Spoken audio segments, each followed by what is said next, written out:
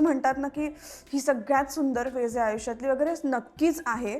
पण आई होणं सोपं नाहीये, ते खरंच आत्ता कळतं. मला स्वतःला आई नसल्यामुळे मला एक माहिती आहे की कोणी धावून नाही येणार आहे माझ्यासाठी, नाही येणार सासू सासरे, ना बहीण येणार, ना कोणी येणार. I have to stand for myself. Female actor म्हटली की तिचं प्रेग्नन्सी झाल्यानंतर काम थांबलं, मग मुली विचार तरी करतील यार मग असं काही गरज नाही आहे की मी 25व्या वर्षी चान्स घेतला आणि जे करिअर थांबलं असं नाही. मला असं झालं की मी कम्प्लिटली चेंज झाले आत्ता या क्षणापासून. थकायला होतं, मला रडायला येतं, मी रडले आहे पहिले 3 महिने.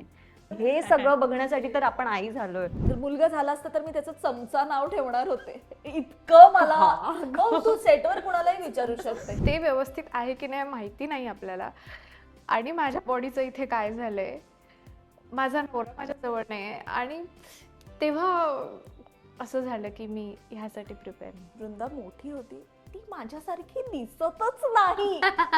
ती झेरॉक्स कॉपी आहे चिन्मयची आणि I was not prepared for this. Weirdest गोष्ट कोणती गुगल केली आहे? मोशन इतकं पातळ झालं तर चालेल.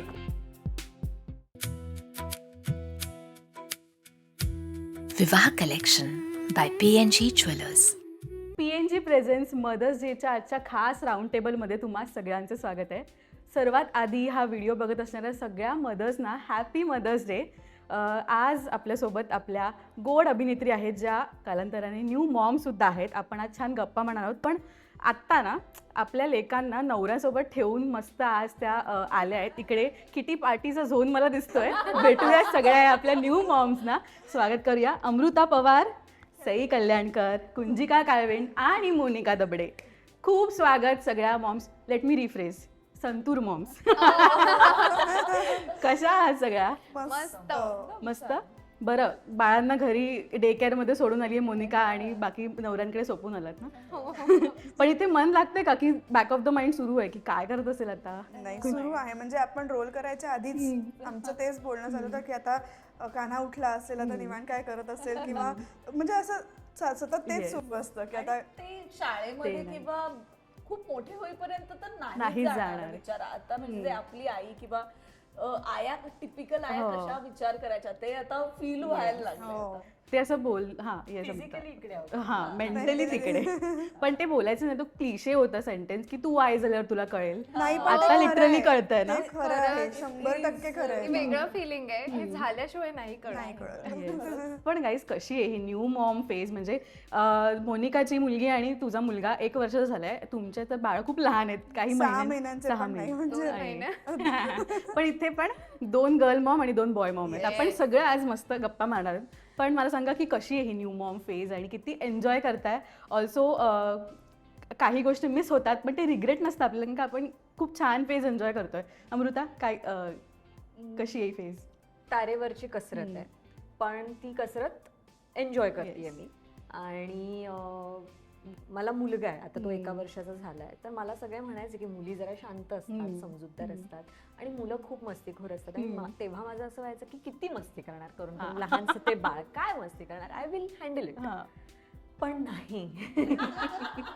त्यांच्यात जी एनर्जी असते, म्हणजे माझं बाळ निवान 5व्या महिन्यापासून मी तुला सांगितलं तसं तो सरपटायला लागला. रांगायला नंतर लागतात थोडं. तर तो सरपटून अख्खं घर फिरायचा आणि आम्ही बघून असं व्हायचं की कधी पकडू आम्ही तुला, कारण तो सोडून पुढे जाऊन गेलेला असायचा. तर आहे, खूप एनर्जी लागते त्यांच्या मागे. पण ठीक आहे, म्हणजे कधीतरी हे होईल, हे आपल्या आयुष्यात असावं, कधीतरी आई पण मला अनुभवायला मिळावं, हे माझ्या मनात होतं आणि ते आता मी अनुभवतेय. छान, क्या बात आहे. सई, मालिकाही सुरू आहे आणि तारेवरची कसरत आहे जेन्युइनली. खरंच तुमच्या सगळ्यांना हॅट्स ऑफ आहे, तुम्ही कसंही डील करताय. पण सई, काय सांगशील? अगदीच 2 महिन्याची आहे ना नभा? एक तर तिचं नाव किती गोड आहे. अगदीच 2 महिन्याची आहे. आणि जे म्हणतात ना की आई पण झाल्याशिवाय तुम्हाला नाही कळणार की एका आईचं मन काय असतं, ते अगदीच मी अनुभवते. कारण खूप गोष्टी ज्या असतात त्या आपण जोपर्यंत अनुभवत नाही तोपर्यंत आपल्याला त्याचे फिलिंग्स कळत नाही. हे खरंच आहे. आणि प्रेग्नन्सी पण खूप छान होती. प्रेग्नन्सीमध्ये पण मला छान मस्त काम करायला मिळालं. आणि आता माझा प्लॅन नव्हता काम करायचा एवढ्या लवकर सुरू करायचा, पण ते तसं मॅनेज झालं माझ्या चांगल्या प्रोडक्शनमुळे, ओशन्स प्रोडक्शनमुळे ते छान मॅनेज झालं आणि ते पण मी मस्त एन्जॉय करते आणि आई पण सुद्धा छान एन्जॉय करते आणि नभा पण मला खूप साथ देते असं मी बोलेन. हो, ती बिचारी खूप छान राहते घरी. आई तिला खूप मस्त, आता मी आईकडे आहे सध्या, सो आई तिला खूप छान सांभाळते. मी नसते तेव्हा, पण ती अजिबात रडत नाही, खूप छान आहे. टचवूड. टचवूड. तुमच्या दोघींचा फर्स्ट मदर्स डे पण आहे, स्पेशल आहे. येस, कुंजिका. मजा येते. म्हणजे मला पहिले 2-3 महिने जरा कठीण गेले अर्थात, कारण म्हणजे माहिती असतं ह्या सगळ्यातनं जायचं आहे, पण ते जेव्हा खरंच फेस करायला लागतं तेव्हा कस लागतो. सगळ्या इमोशन्स म्हणा, ताकद म्हणा, ह्या सगळ्याची असा कस लागून आपल्याला तिथे कॉन्सन्ट्रेट करावं लागतं आणि त्या सगळ्यामध्ये शरीरात होणारे बदल आणि हे सगळं खूप वेगळं असतं, खूप नवीन असतं. त्यामुळे जसं बाळ नवीन असतं तसं आई पण नवीन असते असं म्हणतात. सो पण मला आता मजा येते. मला सईचं खरंच कौतुक वाटतं, कारण नभा आत्ता 2 महिन्यांची होती अजून आणि तिने काम सुरू केलं आहे. पण म्हणजे मला असं वाटतं की आत्ता फादर्सनी पण खूप म्हणजे पॉझिटिव्हली सगळ्या गोष्टी घेतल्यात आणि त्यांचा जो सहभाग आहे या सगळ्यामध्ये त्याच्यामुळे आम्हाला खूप इझी जातं आणि आम्ही संतूर मॉम्स तुमच्यासमोर दिसू शकतोय. So it's fun. आणि आपल्यामध्ये एक इन्फ्लुएन्सर मॉम सुद्धा आहे. इन्फ्लुएन्सर मी नंतर, आधी अभिनय म्हणून.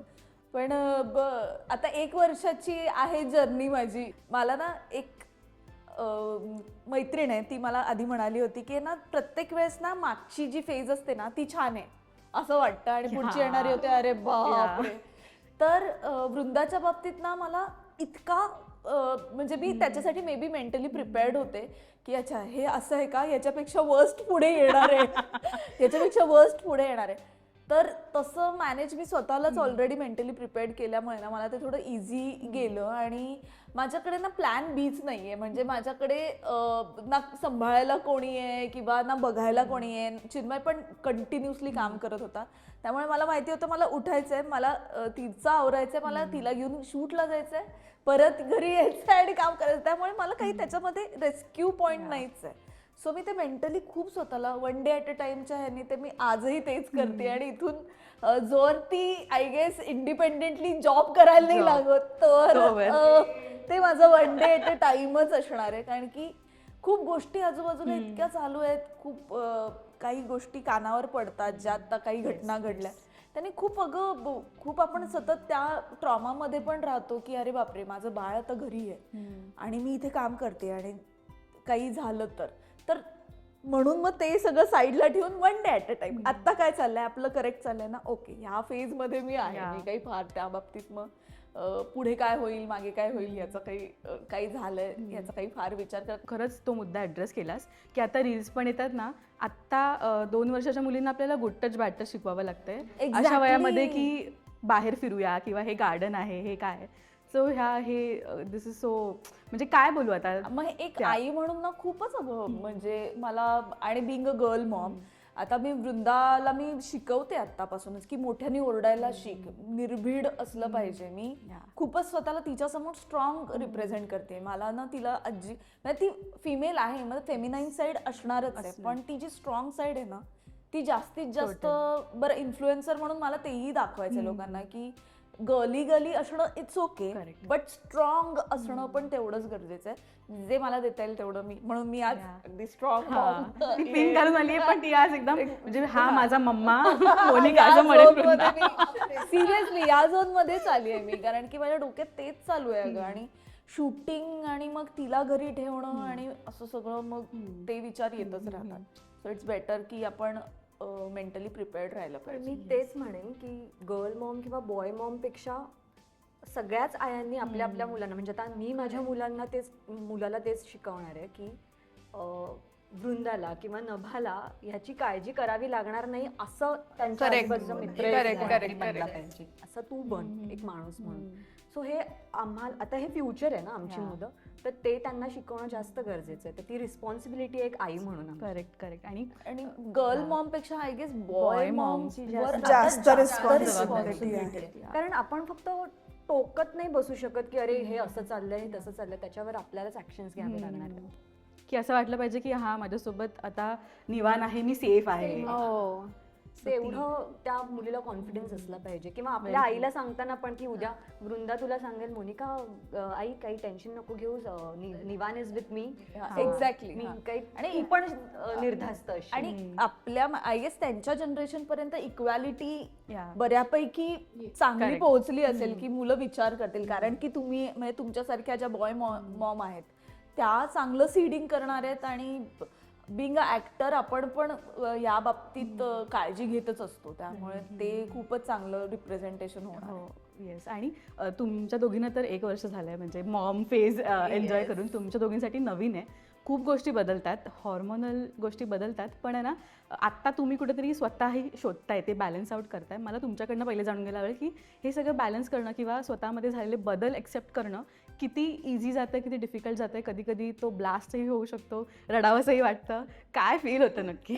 स्टार्टिंगला मी खूप रडले. मी एक्सेप्ट करते, मी खूप रडले. पहिले 15 दिवस खूप वाईट होते माझे, की मला आपण नेहमी ना फ्युचरचा विचार करतो की आत्ता ही गोष्ट आहे तर पुढे कसं होणार, हे सगळं मला जमणार आहे का, ह्या सगळ्या गोष्टीचं मला खूप टेन्शन आलेलं जे पहिले 15 दिवस होते.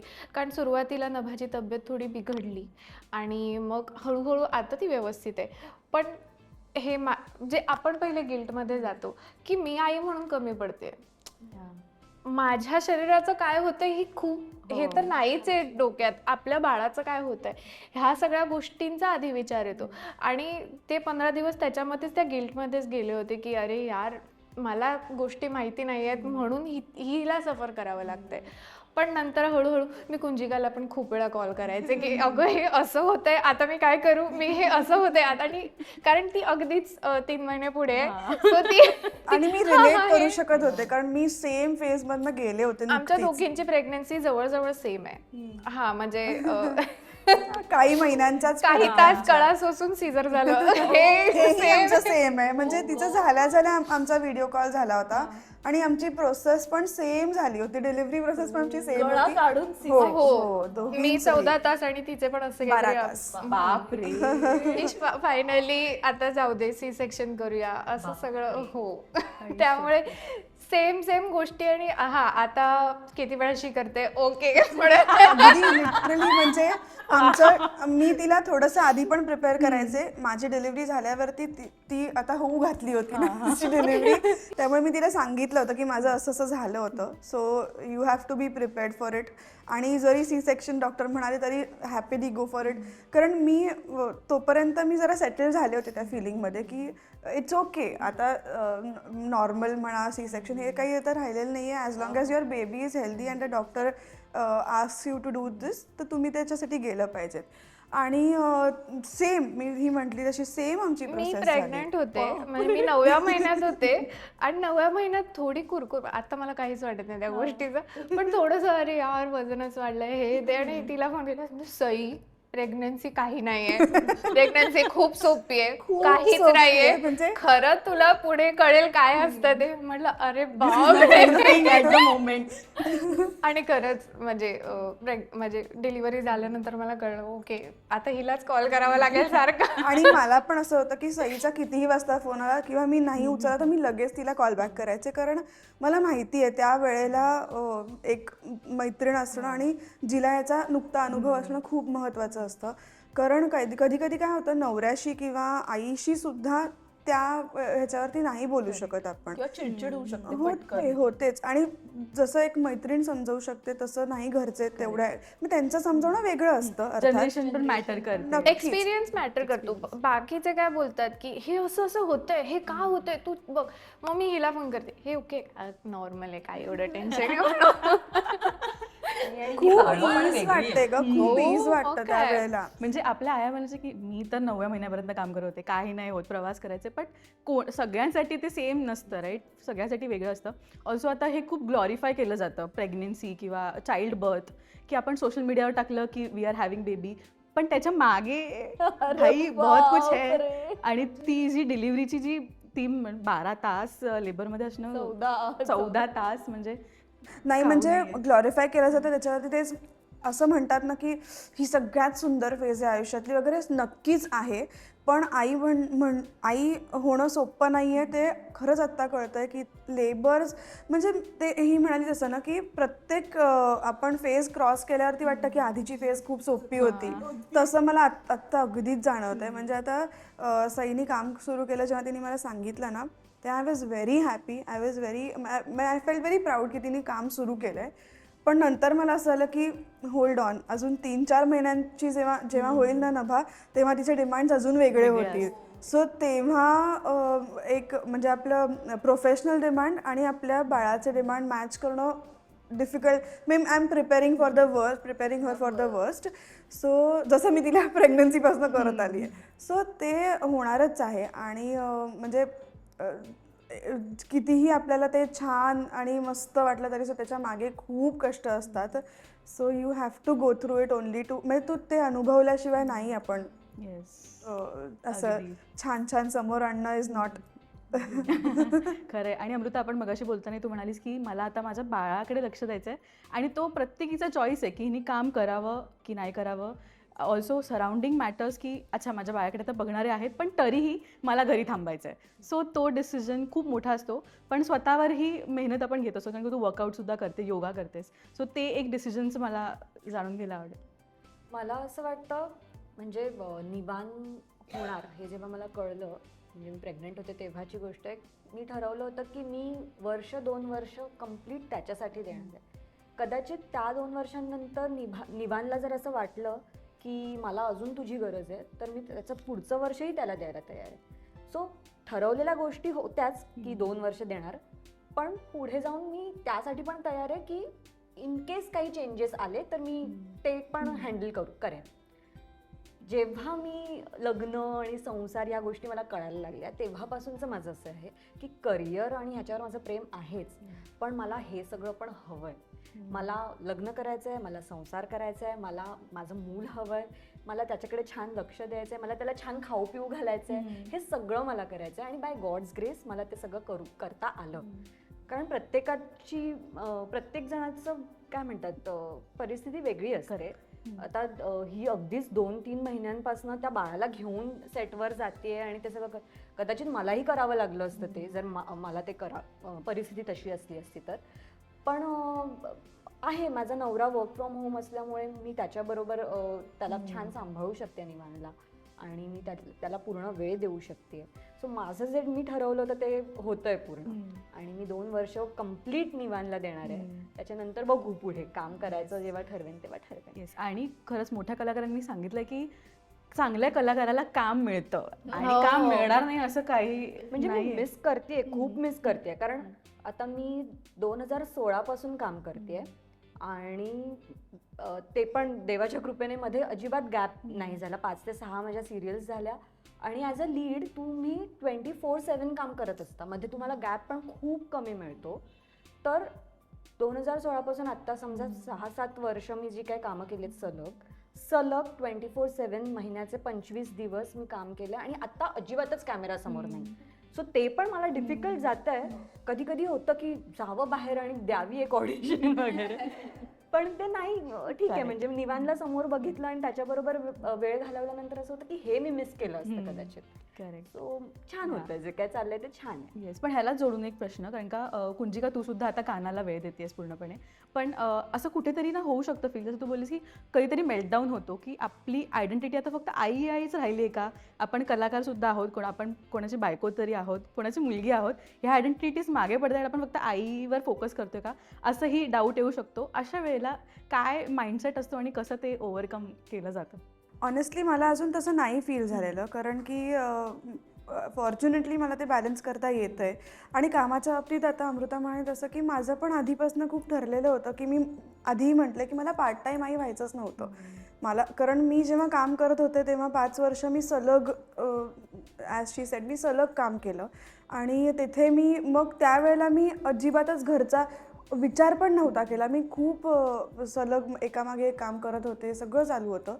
सो जेव्हा मी ठरवलं की आता मला बाळ हवं आहे, तेव्हा मी हेही ठरवलं होतं की तेव्हा मी जसं मी करिअरला फोकस ठेवून त्याच्यासाठी सगळं करत तसं मी बाळासाठी करणार आहे. सो मला त्याचा त्रास आता होत नाही आहे.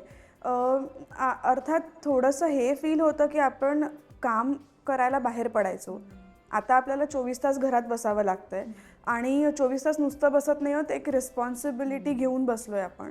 सो ते फील होतं, पण मला कुठेही तो म्हणजे मी बायको आहे, मी मुलगी आहे, पण मी फक्त आई आहे, हे मला अजून कधीच नाही ह्या 5 महिन्यात फील झालेलं, कारण माझी तेवढी मेंटली मी प्रिपेअर्ड होते. आणि घरचे पण तितके तसे हो खूप नक्कीच, chill आणि खूप vibe. खूप खूप म्हणजे मी प्रत्येक वेळेला प्रत्येक ठिकाणी मोनिकाचं खरंच नेहमी कौतुक करत असते की तिला बॅकअप नाही आहे.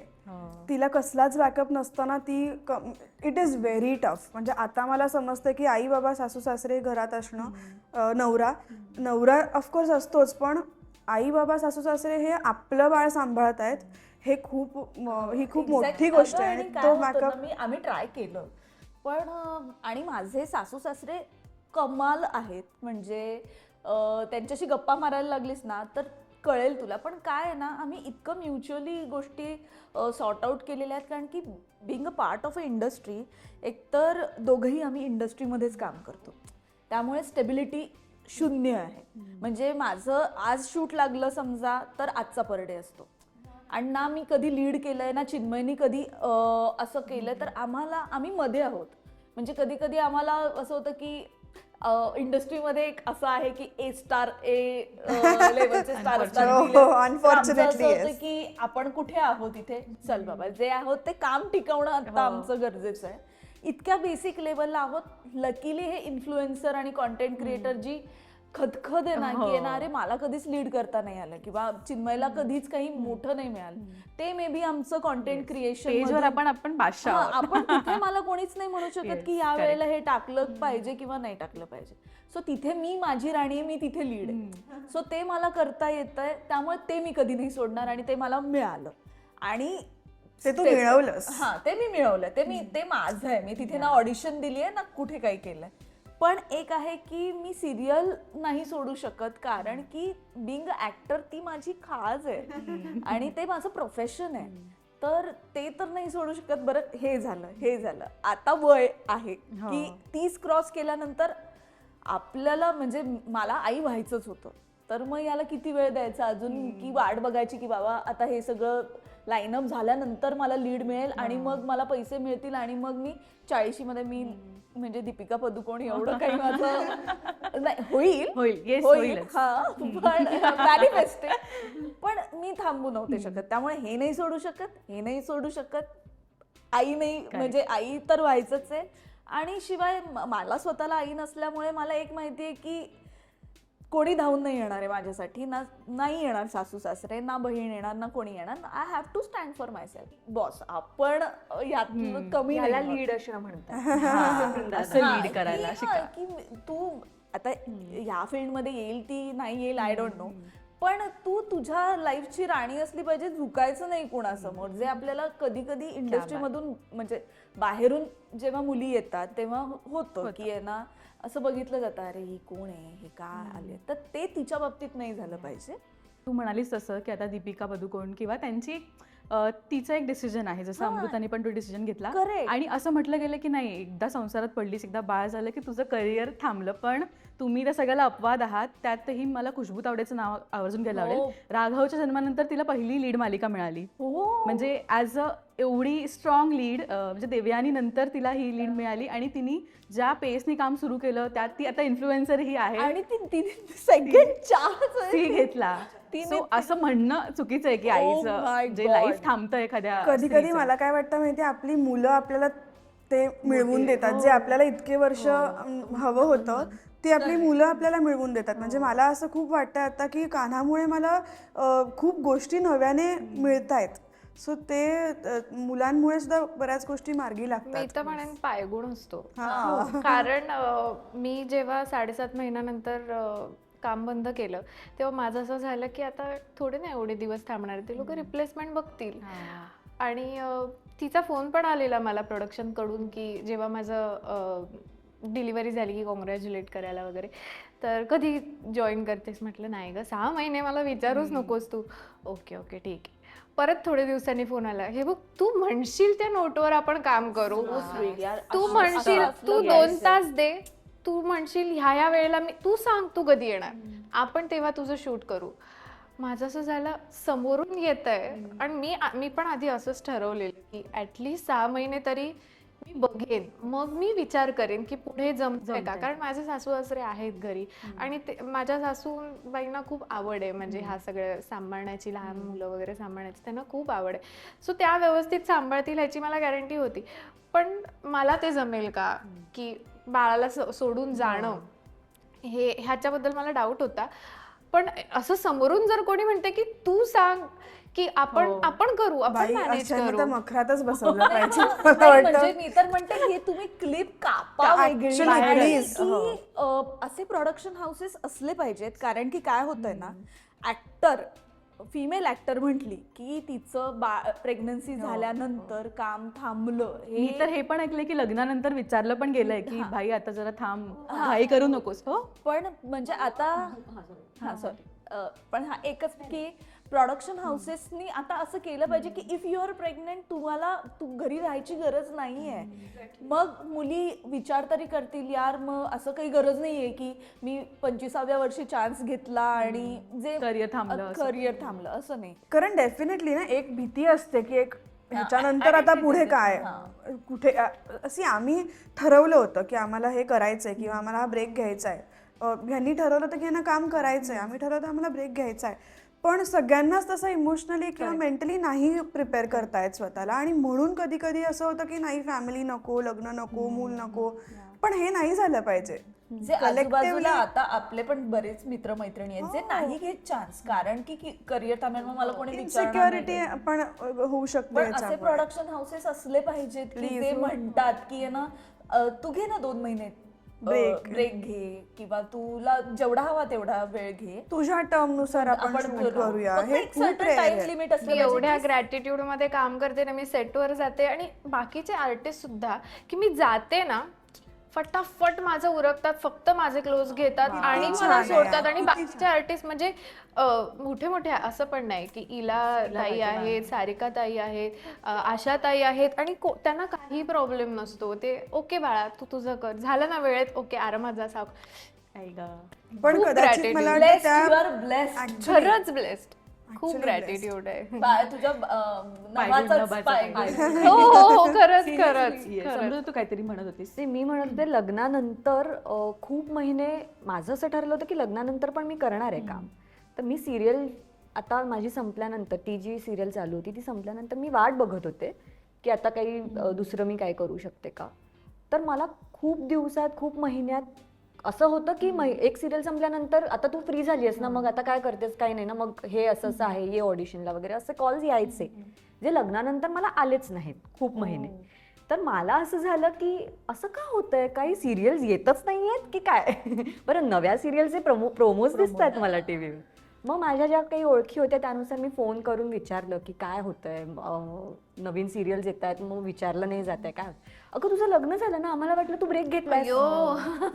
नाही, असं सेम मला करायचंय. श्वेता पेंडसे, तिला बाळ झालं आणि तिला आणि लॉकडाऊन नंतर लोकांना वाटलं ती नागपूरला शिफ्ट झाली आणि ती काम शोधत होती. आणि ती मला प्रत्येक वेळेस सांगायची, अगं सगळ्यांचे फोन येतात आणि म्हणतात तू तर नागपूरला गेलीयस ना, पण मी इथे मुंबईत होते, बोरिवलीमध्ये राहतेय मी. मग तिने मग लिखाण सुरू केलं आणि मग नाटक सुरू केलं की ते तरी होईल. पण मग नंतर तिला विचारलंच नाही कोणत्या सिरियल नंतर, प्रेग्नन्सी नंतर. ही पण एक बाजू आहे. आणि मला अजून एक चांगली बाजू पण दिसली. प्रेग्नन्सी झाल्यानंतर मला काही जणांना माहीत नव्हतं, कारण मी एवढं सोशल मीडियावर नव्हतं टाकलं. तर तेव्हा मला काही जणांचे फोन आले होते की अशी अशी एक सिरियल आहे, तर तू आहेस का इंटरेस्टेड, आहेस का फ्री. तर मी सांगायचे की अरे मी आत्ताच माझी डिलिव्हरी झाली आहे किंवा मी प्रेग्नंट आहे, असं सगळं. तर त्यांचं असं व्हायचं की ठीक आहे, पण मग तू जेव्हा केव्हा रेडी असशील तेव्हा मला प्लीज आम्हाला सांग. म्हणजे अशीही बाजू एक आहे इंडस्ट्रीची. हां, आता तू थांबली आहेस, यू टेक युअर टाईम, तू जेव्हा रेडी असशील तेव्हा आम्हाला सांग, आम्ही आहोतच इथे. सो असेही प्रोडक्शन हाऊसेस आहेत. नाही आता चॅनल पण आहेत की चॅनल पण कन्सिडर करतात की कारण की त्यांचा ऑडियन्सच हा मदर ऑडियन्स आहे. हो ना. नाहीतर Female oriented. OTT वर सगळे जातातच आहे, पण जे टेलिव्हिजन साठी जे फेसेस आहेत, आता आम्ही सगळेच टेलिव्हिजनवर जास्त काम केलेलं आहे, तर त्या सगळ्यांसाठी तर करेक्ट आहे की या घरी स्वतःच्या रिअल लाईफ मध्ये पण आई आहेत किंवा लग्न झालेलं आहे हिचं. हे खूप छान रिप्रेझेंटेशन होत आहे. कदाचित ह्याच्यामुळे सगळ्यांचा पर्स्पेक्टिव्ह पण बदलेल. Exactly. म्हणजे आहेतच असे प्रोडक्शन हाऊसेस असतील आणि तुम्हाला दोघींनाही अनुभव आलाय अशा प्रोडक्शन हाऊसेसचा, पण एक कलेक्टिव्हली मोठा मास अशा प्रोडक्शन हाऊसेसचा मिळाला पाहिजे जे खरंच असा विचार करतात, जो नाहीये ऑनेस्टली, जो नाहीये. म्हणजे कदाचित कधी कधी असं म्हणतात नाही तू कर ना, तू ये परत वगैरे, पण नंतर ते बॅकआउट, नंतर त्यांचं काहीच ते डोक्यातनं निघूनच जातात, म्हणजे फुल्लीच मारली जाते डोक्यामध्ये त्यांच्या की ओके ही नकोच, म्हणजे आपण विचारच नको करायला किंवा असं होतं. पण तसं नाही झालं पाहिजे. एक पर्स्पेक्टिव्ह सगळ्यांचाच बदलला पाहिजे. कदाचित हे आमचं सोहम प्रोडक्शन त्या बाबतीत खरंच आहे की म्हणजे सुचित्राताई माझ्याशी पर्सनली बोलायच्या या बाबतीत, सोहम यायचा आणि ते स्वतः ऍक्टर्स आहेत आणि ना, त्यांनी पण खूप फरक त्यांनी पण म्हणजे त्यांची जर्नी सांगितली की मी पण कामावर जायचे, मग माझी आई सांभाळायची सोहमला, तू कर, आम्ही करू सपोर्ट वगैरे. इतकं छान. म्हणजे मग असे प्रोड्युसर्स हवेत. आम्ही तर मज्जा करतो, फॅमिली.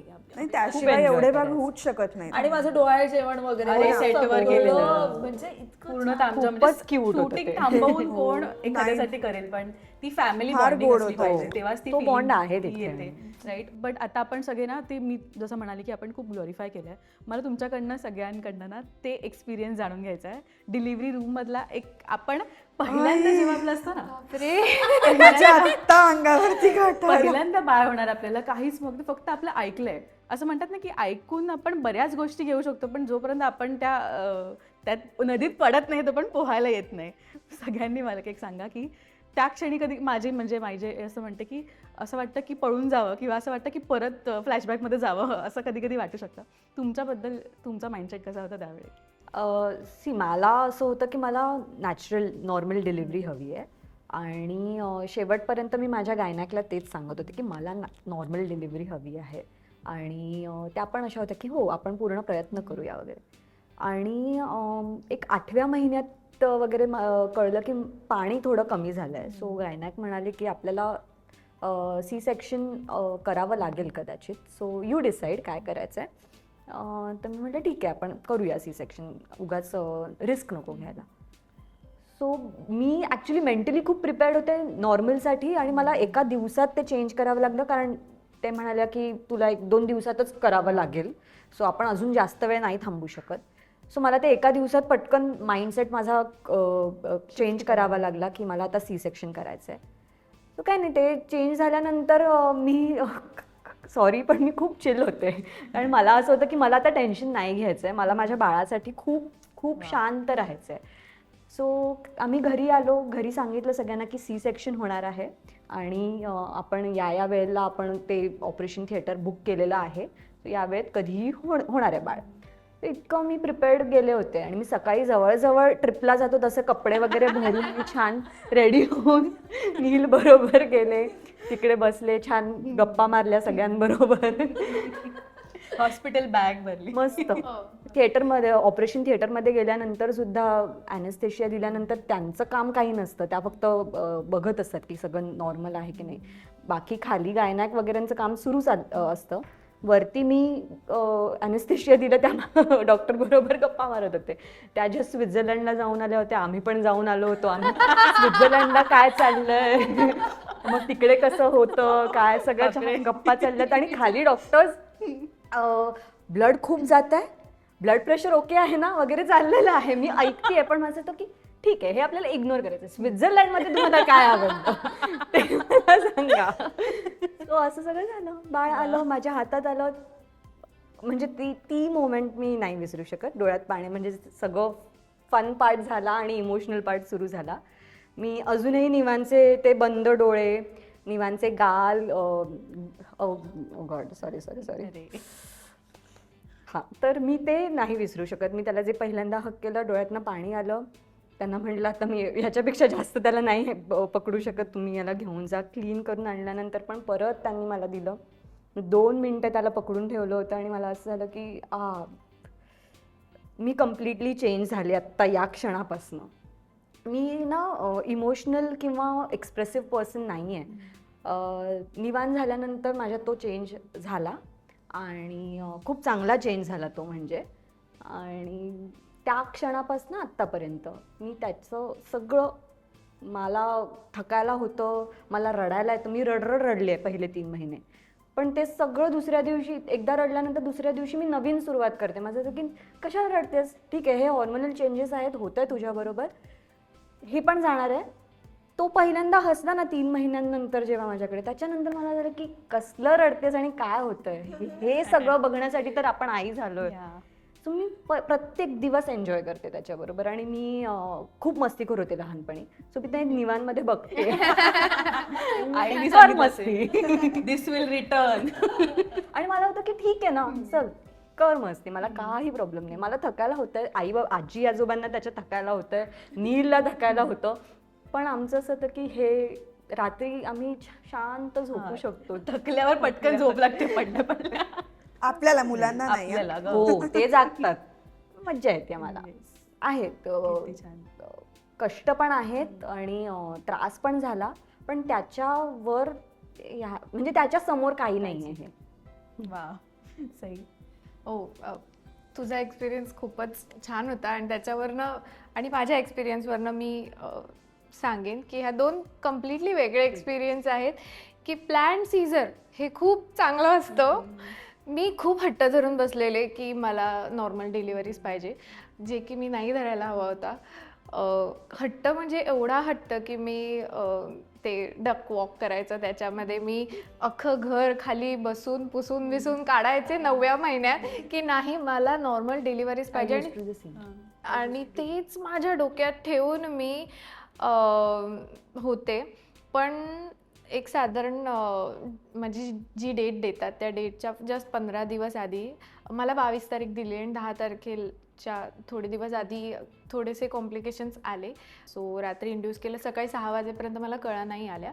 मग परत सकाळी 6 वाजता इंड्यूस केलं, केल्या मला कळा सुरू झाल्या. ते 8 वाजेपर्यंत मी कळा सोसत होते. आणि पण कळा सोसून पण माझं असं होतं, मी एक पण डोळ्यातनं अश्रू नाही काढला की ओरडले नाही. मी अशी होते की नाही मला हे करायचं आहे. आणि जस्ट आता आपण वाट बघतो ना, मला अजिबात टेन्शन नव्हतं की नॉर्मल डिलिव्हरीमध्ये मला किती दुखेल काही. मला ते बोलतात ना की मला ते पेन सहन करायचं होतं आणि असं होतं की वाव हे किती छान एक्सपिरियन्स असेल हा. मला त्या गोष्टीचं दुःख वाटतंय की मी हे असा विचार नाही करायला हवा होता की ठीक आहे प्लॅन्स शेवटी काय आपलं बाळ सुखरूप असणं गरजेचं आहे. मी हा विचार नाही केला. सो ते मी खूप रिग्रेट करते. आणि फायनली मी डायलेट नाही झाले, त्यामुळे डॉक्टरला की तुझं बाळ खूप सहन करते कळा, त्याला पण सहन करायला लागत आहेत, सो आपण सीझर करावं लागेल. तिकडे मी रडायला लागले. आणि मग मी सीझरचा विचारच नव्हता केलेला, त्यामुळे त्या ऑपरेशन रूममधला सगळा जो काही माहोल होता तो खूप माझ्यासाठी असा डिप्रेस्ड होता की माझं पोट फाडलं जातं आहे, पाठीमागून इंजेक्शन दिलं जातं आहे, नंतर हे जे आहे हे IV चं आहे हे, आणि हे माझा हात एवढा सुजलेला त्याच्यामध्ये इंजेक्शन देऊन सो ह्या सगळ्या गोष्टी मग त्याच्यामुळे वाढल्या गेल्या की बाकीच्या गोष्टींचा मला खूप त्रास झाला. तेच जर मी मस्त प्लॅन सीझर यार मस्त सीझर करूया आपण, बाळाला भेटूया, बाळाला पण त्रास झाला त्या गोष्टीचा की तिला श्वास घ्यायला त्रास झाला. सो ती 24 तास अंडर ऑब्झर्वेशन होती. तिला दुसऱ्या हॉस्पिटलमध्ये ॲडमिट करावं लागलं. सो ती लगेच मला भेटली पण नाही, ती मला 24 तासांनी भेटली. तिला फक्त मला दाखवलं. पण हां, तो एक्सपिरियन्स वेगळा होता की तिला मी बघितलं छान गोरी गोरी अशी लाल लाल लाल करून इथे मला टच केलं त्याने. आणि मला पण तेवढं मला सांगितलेलं की ती ओके आहे, फक्त तिला अंडर ऑब्झर्वेशन ठेवणार आहेत. सो त्याचं मला टेन्शन नव्हतं. तर पण थोडा ट्रॉमा आला त्या गोष्टीचा की माझं सीझर झालं. सो प्लीज ज्या प्रेग्नंट वुमेन असतील मी सांगेन की अजिबात असा विचार करू नका की नॉर्मल डिलिव्हरीच पाहिजे. हल्लीच्या काळात नॉर्मल डिलिव्हरी खूप कठीण आहे आणि तो ट्रॉमा जास्त खूप तुम्हाला त्रास देईल नंतर, की आपली नॉर्मल डिलिव्हरी नाही झाली. Please be open. आणि माझा असा एक्सपिरियन्स होता. आणि हां, नभाला जेव्हा नंतर दुसऱ्या दिवशी तिला हातात घेतलं तेव्हा मग माझं असं झालं की जाऊ दे हे सगळं कसं पण झालं, पण माझं बाळ माझ्या हातात आलंय आणि इट वॉज माझा 10x वाढतो तुमच्या सगळ्यांचा सिरियसली. आणि माझ्या आईसाठी ऑब्व्हियसली. हो नक्कीच. त्यावेळेला आईसाठीचं एक वेगळंच आपलं म्हणजे थ्रू आउटच या प्रेग्नन्सी नंतरचा माझा थोडासा म्हणजे आमचा कॉपी पेस्ट आहे मग अशी म्हटलं तसं थोडासा. पण ऑफकोर्स मी माझी प्रेग्नन्सी वॉज व्हेरी म्हणजे सुरुवातीचे काही महिने त्रास झाला, उलट्या खूप झाल्या, काम करत होते पण त्यावर ट्रॅव्हलिंग करून हे सगळं असं खूप डिफिकल्ट होतं ते. पण घरी असताना मग माझं खूप आरामात चालू होतं. मी एक्सरसाइज करायचे, ब्रीदिंग वगैरे सगळं करायचे. आणि माझे डॉक्टर पण खूप आग्रही होते की आपण नॅचरल नॉर्मल डिलिव्हरी करूया म्हणून. पण ह्याच्या आधी ना अतिशय मला थँक्स टू यू की तू हा प्रश्न विचारलास आम्हाला, कारण अनेक वेळेला असं वाटतं की आम्हाला हा एक्सपिरियन्स कोणाशी तरी शेअर करायचा आहे, बोलायचं आहे, कारण का पण सगळंच आपण नाही बोलता येत. मूवीजमध्ये आपण बघितलंय ना, किंवा जनरली असं होतं की डिलिव्हरी झाली, बाळाला हातात दिलं की फॅमिली त्याच्यामध्ये गुंग होते आणि आईला खूप कमी जण असे असतात की तिला जाऊन भेटताय बाबा कोण. मी असं स्वतः बघितलं, एक्सपिरियन्स केलं, तर म्हणलं की यार ही किती हार्ट ब्रेकिंग गोष्ट आणि किती चुकीची आहे. तिला पहिले विचारा तुम्ही, कारण हो, की इतकं नक्कीच, सगळं नक्कीच. सहन केलं, म्हणून मला हा प्रश्न विचारायचा. नाही खरंच थँक्यू सो मच. तर म्हणजे माझं तर डेट जवळ आली होती पण मला काहीच सिम्पटम्स नव्हते. म्हणजे मला पेन्स नव्हते, मला पोट खाली येतं म्हणतात तसं काही झालं नव्हतं, किंवा माझी पाठ खूप दुखायला लागली, काही नाही, पाय सुजले होते, काहीच नव्हतं झालं मला.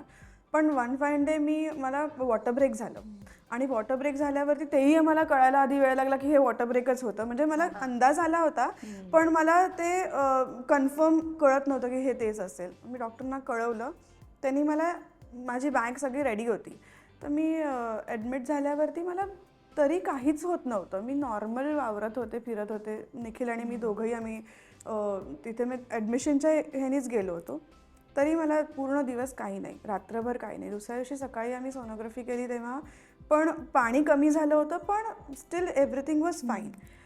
मग मला इंड्यूस करायचं म्हणून हे सांगितलं डॉक्टरनी, पण तरी मला असं वाटत होतं की नॉर्मलच होईल म्हणून. आणि इंड्यूस केलं सकाळी 9 वाजता वगैरे इंड्यूस केलं मला, आणि पेन्स इमिजिएट सुरू झाले इंड्यूस केल्या आणि पेन्स टेरिबल पेन्स होते. आधी एक अर्ध्या पाऊण तासांनी वगैरे यायची एक कळ, पण नंतर ना मी घड्याळ लावून बघायचो की आधी 6 मिनिटांनी, मग त्याच्यानंतर 3 मिनिटांनी, आणि एक्झॅक्ट 1.5 मिनिटांनी कळ, एक्झॅक्ट 1.5 मिनिटाची कळ होती ती. म्हणजे एक जवळजवळ तासभर 1.5 मिनिटांनी मला कळ यायची आणि मी पण ओरडले नाही, 1.5 मिनिटांनी ती कळ स्टे होते 50 सेकंड पर्यंत, हो, मग परत परत 1.5 मिनिटं तुम्हाला रेस्ट, परत 50 असं. मी अक्षरशः घड्याळ लावलं होतं आणि मी ओरडले नाही एकदाही. ब्रीदिंग सांगितलं तसं करत होते आणि निखिल कॉन्स्टंट 10-12 तास तो माझ्या बाजूला, इंड्यूस केलेलं ते जे सलाईनचं हे होतं तिथे बाजूला तो माझ्या उभा होता. मी जशी कळायचं तेव्हा फक्त त्याचा हात जोरात दाबायचे, तेव्हा कळायचं, तेव्हा तो फक्त मला असं हे करायचा, काम डाऊन करायचा. पण मीनवाईल मध्ये डॉक्टर 3दा येऊन चेक करून गेले. मी डायलेटच होत नव्हते अजिबात. आणि ना ते जेव्हा डायलेट होतोय की नाही ते जे बघण्याचे वेळ असते ना, तेव्हा तारे दिसतात अक्षरशः. आणि तेव्हा जेव्हा शेवटच्या डॉक्टरनी चेक केलं, एक साधारण 6 वाजता संध्याकाळी त्यांनी मला चेक केलं आणि त्यांचा चेहरा असा होता आणि माय हार्ट ब्रोक की नाही होणार आहे, हे नॉर्मल नाही होऊ शकणार आहे. My heart broke. म्हणजे मला असं झालं की यार I have no other option. आणि आपण असे झोपलेले असतो आणि ते एक्सप्लेन करतात मला, डॉक्टरनी एक्सप्लेन केलं की आता तुला नम फील व्हायला लागेल जेव्हा इंजेक्शन दिल्यानंतर, एनेस्थेशिया दिल्यावरती, आणि पाठ असं करून बसायचं वगैरे. ते दिलं, ते इंजेक्शन मी बघितलंय म्हणजे माझ्या फ्रेंडच्या वेळेला. आणि ते ना एक सॉक्स घालतात पायामध्ये, असे जाडे सॉक्स घालतात आणि ओटीचा AC असं होत असतं, तुम्ही शिवर करत असतो असं. आणि मेंटली हे खूप त्रासदायक असतं तुम्ही की सगळ्या शिवर करत होता, मी पण खूप हा नाही, ते फक्त एसी मुळे नाही, अॅनेस्थेशियाचा पण तो इफेक्ट effect असतो आणि त्यांच्या मशीनसाठी ते त्यांना एसी तो तेवढा हे ठेवावा लागतो. आणि ना सगळी रूम ऑन टोज असते, हे दे ते दे असं कर तसं कर, आणि आपण झोपून असतो आणि ती एक फिलिंग हळूहळू यायला लागते की आता माझे पाय नम होत आहेत. आणि ना मी खूप मूर्खपणा केला त्यावेळेला. ओटीचा जो लाईट असतो ना वरचा, तिथे सगळं दिसत असतं.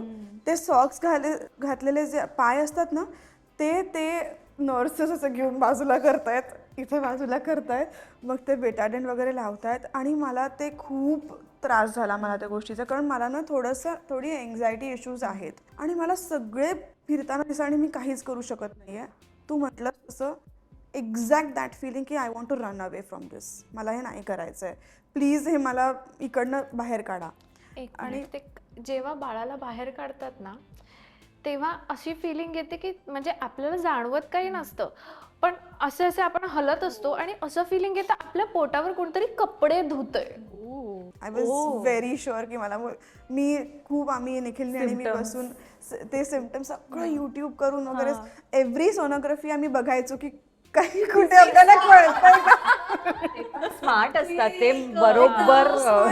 हार्ट रेटचं काहीतरी ऐकलंय की हार्ट रेट जास्त असेल तर मुलगी असेल. काही नाही मला तसे मुलाचे इतके येतात. प्रेग्नेंट असताना बरोबर तेच सगळे तेच trigger trigger हे तेच सिम्पटम्स बदलतं आहेत, ना मग तुम्हाला मुलगी होणार, हे सिम्पटम्स मुलगा म्हणजे होणार. सिम्पटम्स काही काढले होते. नसतात. हिला जसं वाटत होतं मुलगी होणार, तसं मला वाटत होतं मुलगाच मुलगाच होणार होणार. आहे. कारण सगळे सिम्पटम्स मुलावर होते आणि आम्ही डिस्कस करायचो, पण ते एक्झॅक्ट उलटं झालं आमच्या बाबतीत. आणि जेव्हा त्यांनी मंगळवार होता आणि ते जे एक हेल्पर असे होते ना, त्यांनी नंतर सांगितलं गणपती बाप्पा आले. आणि माझं झालं की मला सेकंड टाइम हार्ट ब्रोकन असं झालं मला, की मी इतकी शुअर होते. अगं मी मुलींची नावं काढली, मी मुलांच्या नावाचा विचारही केला नव्हता. आणि पण नंतर जेव्हा त्यांना ट्रेमधनं आपल्या बाजूला माझे हात असे होते, ते मी आपण खिदळतो ना आणि हसतो ना, तशी मी हसत होते आणि मी रडतीये. म्हणजे मला ते काय सिंक इन होत नव्हतं का काय मला समजत नव्हतं. आणि ते असे धरून उभे आहेत माझ्या बाजूला, त्यांनी अगं हात लाव ना त्याला असं केलं. तेव्हा मग मी त्याच्या पाठीवर आणि हात लावलं आणि मी ते फिलिंग कधीच विसरू शकत नाही की त्याचा पहिला आवाज आला तो, आणि त्याला मी जेव्हा हात लावला मग त्यांनी क्लीन करून आणून दिलं तेव्हा. पण म्हणजे ते त्यावेळेला जे मला वाटलं ना की मला भीती वाटली होती, माझा हार्ट रेट हे झाला, तर माझं पोट फाडलं होतं, रक्त गेलं होतं, काहीही लक्षात राहत नाही, ॲब्सल्युटली काही नाही. म्हणजे तिकडनं ओटीमधनं बाहेर जाऊन ते सेडेटिव्ह पण देतात, त्याच्यामुळे आपल्याला सेन्सेस थोडे कमी होत जातात. पण त्यानंतर जेव्हा बाळ दिसल्यावरती ते सगळं इतकं शून्य वाटतं ना की काहीच त्याचं वाटत नाही. आणि तू म्हटलंस तसं ना की खूप सगळे मग बाळाच्या मागे जातं, कारण बाळाला आधी नेतात क्लीन करून, मग त्याला सेटल करतात, आपलं सगळं उरकून वरती जायला वेळ लागला मला. पण त्यावेळेला निखिल बाळाकडे नाही गेला. निखिल पूर्ण वेळ माझ्यासाठी ओटीच्या बाहेर उभा होता. आणि मी बाहेर आले, त्यांनी माझ्या डोक्यावरून हात फिरवला, सगळं छान आहे म्हणून सांगितलं. तिथपर्यंत मला असं वाटलं होतं, कारण निखिल खूप जास्त त्याला बाळ खूप जास्त हे होतं प्रेग्नन्सी थ्रू आऊट, पण तो नाही गेला वरती. माझी आई गेली, माझ्या सासूबाई सगळे गेले, पण निखिल माझ्यासाठी बाहेर थांबला होता. आणि मी पोस्टमध्ये पण लिहिलं आहे किंवा मी नेहमी सगळं सांगते that remains, that will remain with me for ever, की तो मी ठीक आहे ना बघायला फक्त थांबला होता. सो दॅट वॉज म्हणजे आयुष्यभराचा अनुभव आहे तो हा असेल माझ्यासाठी. तेच म्हणजे असे पुरुष असेल तर ते मदरहूड पण सोपं होतं. आणि वी आर प्रेग्नेंट हे जे असतं ते खरं करतात असे नवरे जे असतात. येस मोनिका, तुमच्याकडे येईन. मी सगळ्यांचे एक्सपिरियन्स ऐकताना तू अशी खूप मला कधी कधी असं मी पटकन अगं असं ना, आता मी पण आधी नव्हते अगं प्रेग्नन्सीच्या आधी, पण आता मी इतकी इमोशनल होते ना, मला थोडं जरी कोणी असं हे केलं ना तर मला हॉर्मोन्स अजून माझे सेटल नाही झालेले बहुतेक, किंवा I don't know what's wrong with me, पण मला पटकन कनेक्ट होतं जर कोणी इमोशनली काही बोललं ना, काहीही. फक्त मला माहिती असतं डोक्यामध्ये की त्याच्या मागचं काय असू शकतं, कारण की एक्सपिरियन्स जो असतो. पण त्यावेळेला तो माणूस जर माझ्या समोर इमोशनल झाला ना तर मी थांबू नाही शकत. सो तो हे सगळ्यांमध्ये चेंजेस झालेत आई झाल्यानंतर, राईट? इमोशन्स वाढलेत. माझं म्हणजे मी शूट करत असताना मी जेवलेच नाही अगं, कारण मला कंटिन्युअसली त्रास होत होता. आणि वृंदा ना पोटामध्ये असल्यापासून म्हणजे ती मला कळत होतं ना की आता वाढतं, ती इतकी ऍक्टिव्ह होती ना. पण माझं असं व्हायचं, अगं मी फक्त इडली खाते, मी दुसरं काही, माझे व्लॉग्स मी थांबवले होते. कधी ऑगस्ट पासून माझे व्लॉग्स मी थांबवले, कारण की मी काही कुकिंगचं होतं तर मी कोणत्या रेसिपीज करत नव्हते, कारण की मला वासाचा त्रास होत होता, मला फोडणीचा त्रास व्हायचा, मला समोर कोणी राईस खात असेल तर त्याचा त्रास व्हायचा, विचित्र काहीतरी. पोळी भाजल्याचाही मला त्याच्या वासाचाही मला त्रास व्हायचा. सो मला असं व्हायचं की आता काय नेमका, एकतर माझं सगळं फूडशी रिलेटेड आहे, चिन्मय एवढा फूडी आहे, तर काय बाळ येतंय. टचवूड अजून काही नखरे नाही आहेत. आणि खूप मला भयानक त्रास झाला. मला असं झालं की गरम होतंय, खूप त्रास होतोय, कारण की हीट तर वाढलीच होती. आणि मग मी डॉक्टरांकडे गेलेच की बघा बा आता तुम्ही काहीतरी करा. तर ते म्हणाले नाही ऐक, 37 वीक्स पूर्ण झाल्याशिवाय आपण काहीही नाही करू शकणार. सो 37 वीक्स झाल्यानंतर आपण बघूया. मी म्हटलं बघूया नाही, मी 8 तारखेला येतेय, तुम्ही चेक करा, बाळ ओके असेल तर 37 वीक्स झाल्यानंतर आपण करतोय सी सेक्शन, मला माहीत नाही काही. तर ते म्हणाले ठीक आहे, मग किती तारीख, मग 17 तारीख घेऊया का, काहीतरी अंगारकी चतुर्थी होती, काहीतरी 19 तारीख करूया, न्यूमरोलॉजी वगैरे. मी म्हटलं 37 कधी होत आहे ते सांगा. 15 तारखेला म्हटलं 15 तारखेला बास, ही माझी तारीख ठरलेली आहे, मी येणार. आणि मला ना मुलगीच हवी होती, म्हणजे मी देवाकडे मागितलंय वृंदाला. मी कधीही आता प्रे करताना हेच म्हणते की तो सोल जो आहे तो माझा आहे, मी मागून घेतला. म्हणजे चिन्मयचं पण काही नाही यामध्ये, ती प्युअरली माझी आहे, कारण की मी तिला एक्सेप्ट केलंय, ती माझीच आहे. त्यामुळे मला मुलगा नकोच होता. मुलगा झाला असता तर मी त्याचं चमचा नाव ठेवणार होते. इतकं मला, हो तू सेटवर कुणालाही विचारू शकते की चमचा, कागद, पेपर, असं काही काय समोर येईल ना, मुलाचं नाव आलं तर हे नाव आहे, तुला काय हवंय ते नाव आहे. मी इतका मला मुलगा नको होता, कारण की मी इंदू नाव ठरवलं होतं, पण माझ्या सासूबाईंना नको होतं इंदू, कारण की त्यांच्या सासूबाईंचं नाव होतं. आणि असं मग त्यांनी सजेस्ट केलं की वृंदा. तर मला माहिती होतं माझ्याकडे वृंदा येणार आहे. 15 तारखेला मी गेले, बॅग भरून मस्त गेले. 1 वाजता त्यांनी सांगितलं की 1 वाजता करायचं आहे आपल्याला. 1 वाजता गेले.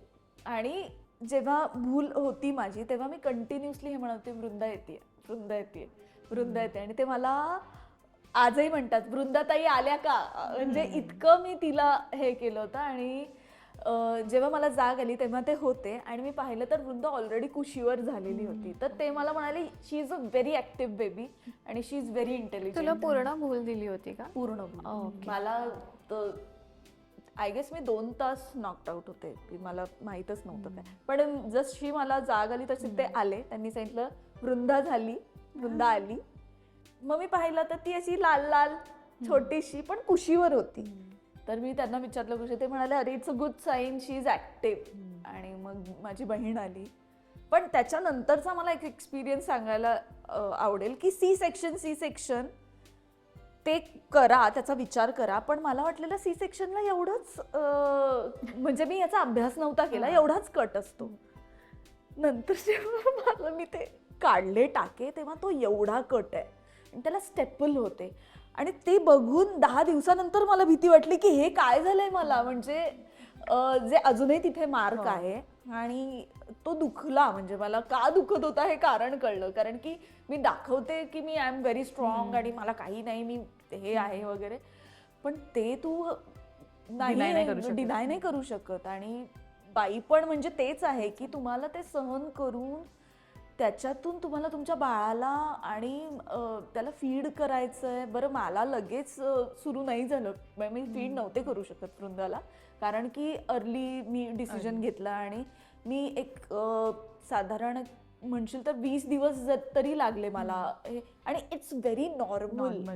हे आपल्याला सांगत Accept करायला नाही, हे पाहिजे. ऍक्सेप्ट करा. आणि जर कोणी म्हणजे मला माहित नाही हे इथे सांगितलं पाहिजे की नाही, बट इट्स ओके की तुम्हाला नंतर आलं. आणि मी अजूनही फीड करते. वृंदा 1 वर्षाची झाली आहे आणि आय एम प्लॅनिंग की जेवढं तिला हवंय, कारण की ते तिच्या इम्युनिटीसाठी चांगलं आहे आणि माझ्यासाठीही चांगलं आहे.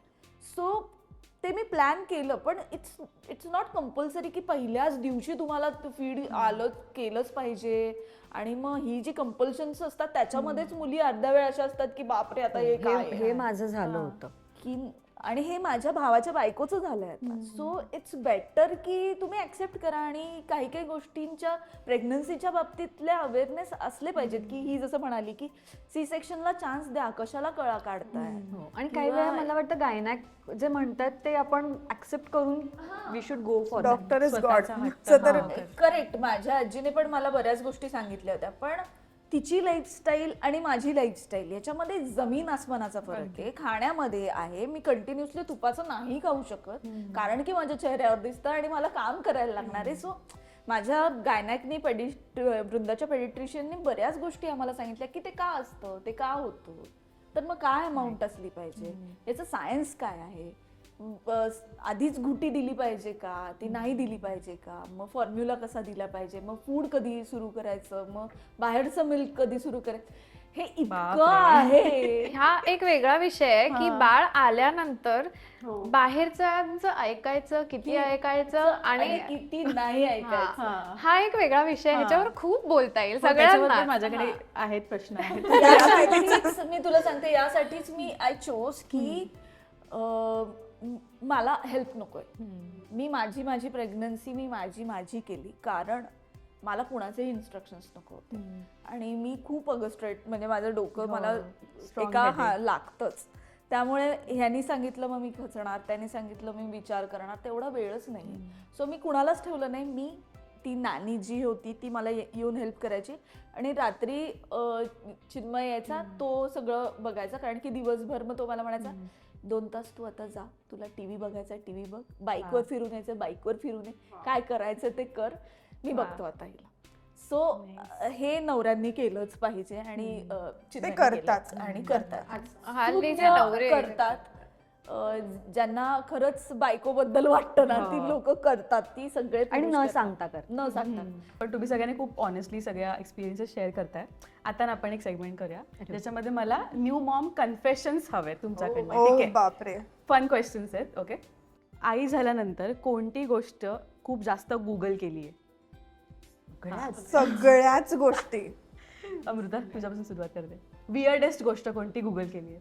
मोशन इतकं पातळ झालं तर चालेल का? ही वियर्डेस्ट नाही, हे सगळ्यांनी गुगल केलं असेल तर. मी म्हणलं की एवढं पातळ झालं ना चालेल का? पाण्यासारखं झालं तर काय होतं? Most weird. ह्याच्यापेक्षा वरचढ काय आहे का?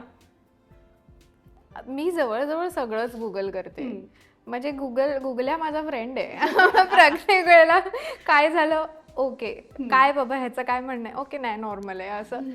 वियर्ड मी किंवा खूप माझं जास्त. हॉर्मोन्स साठी केलेलं आहे कारण की मी खूपच एनर्जेटिक आणि हे तर is it okay to be energetic असं केलेलं आहे. मला आठवलं ही नभाचे केस ना असे आहेत. तर ते झोपते ना सतत, तर पाठचे केस असेच असतात ते असे, आणि तिचे ऑलरेडी खूप लांब केस आहेत, तर ते आता एवढे वरपर्यंत असे, तर ते खाली येतील का असं मी गुगल केलं होतं की ते म्हणजे एक पॉइंट नंतर ते खाली यायला पाहिजेत ना, जड होतात केस, पण ते वरच चाललेत, ते खाली कधी येणार, हे मी गुगल केलं होतं.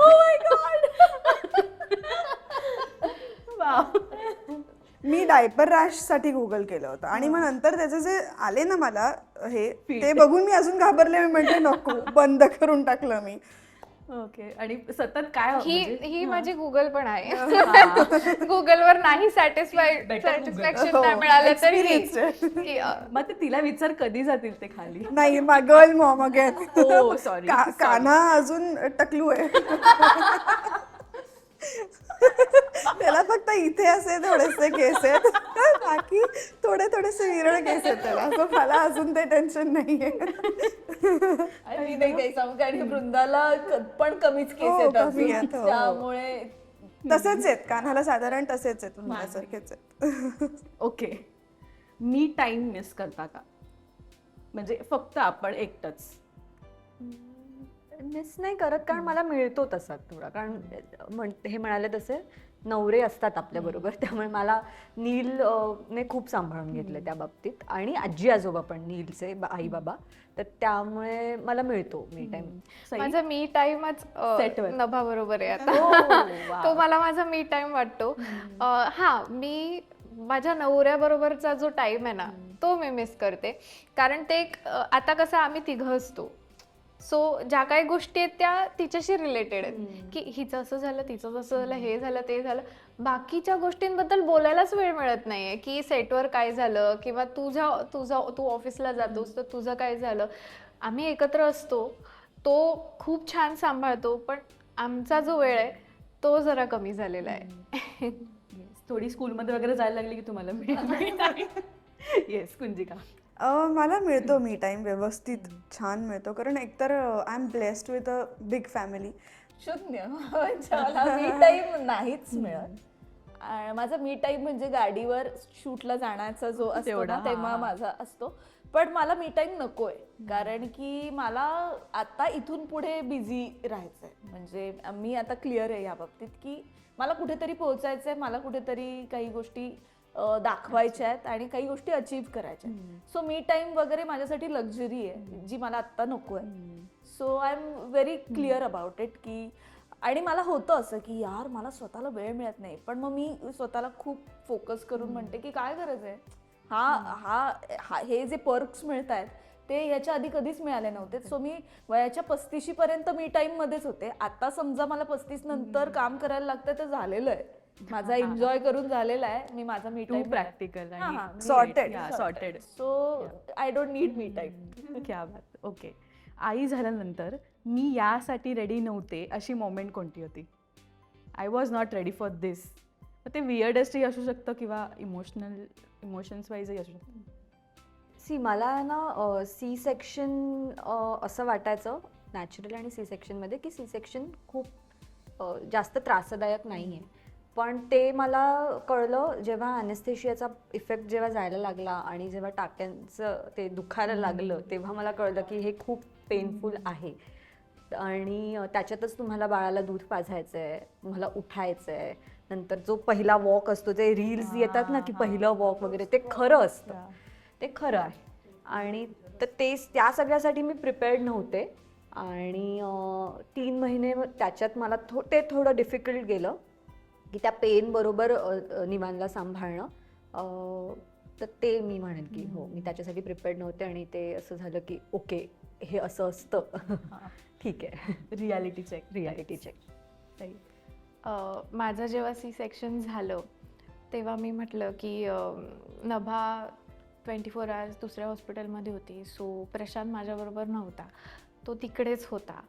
आणि मग जेव्हा मी म्हणजे उभी राहिले, दुसऱ्या दिवशी लगेच त्यांनी मला उभं केलं, आणि तेव्हा माझ्याबरोबर माझी आई होती. तिकडे आरसा होता, आरशात मी मला बघितलं, खूप सुजले होते.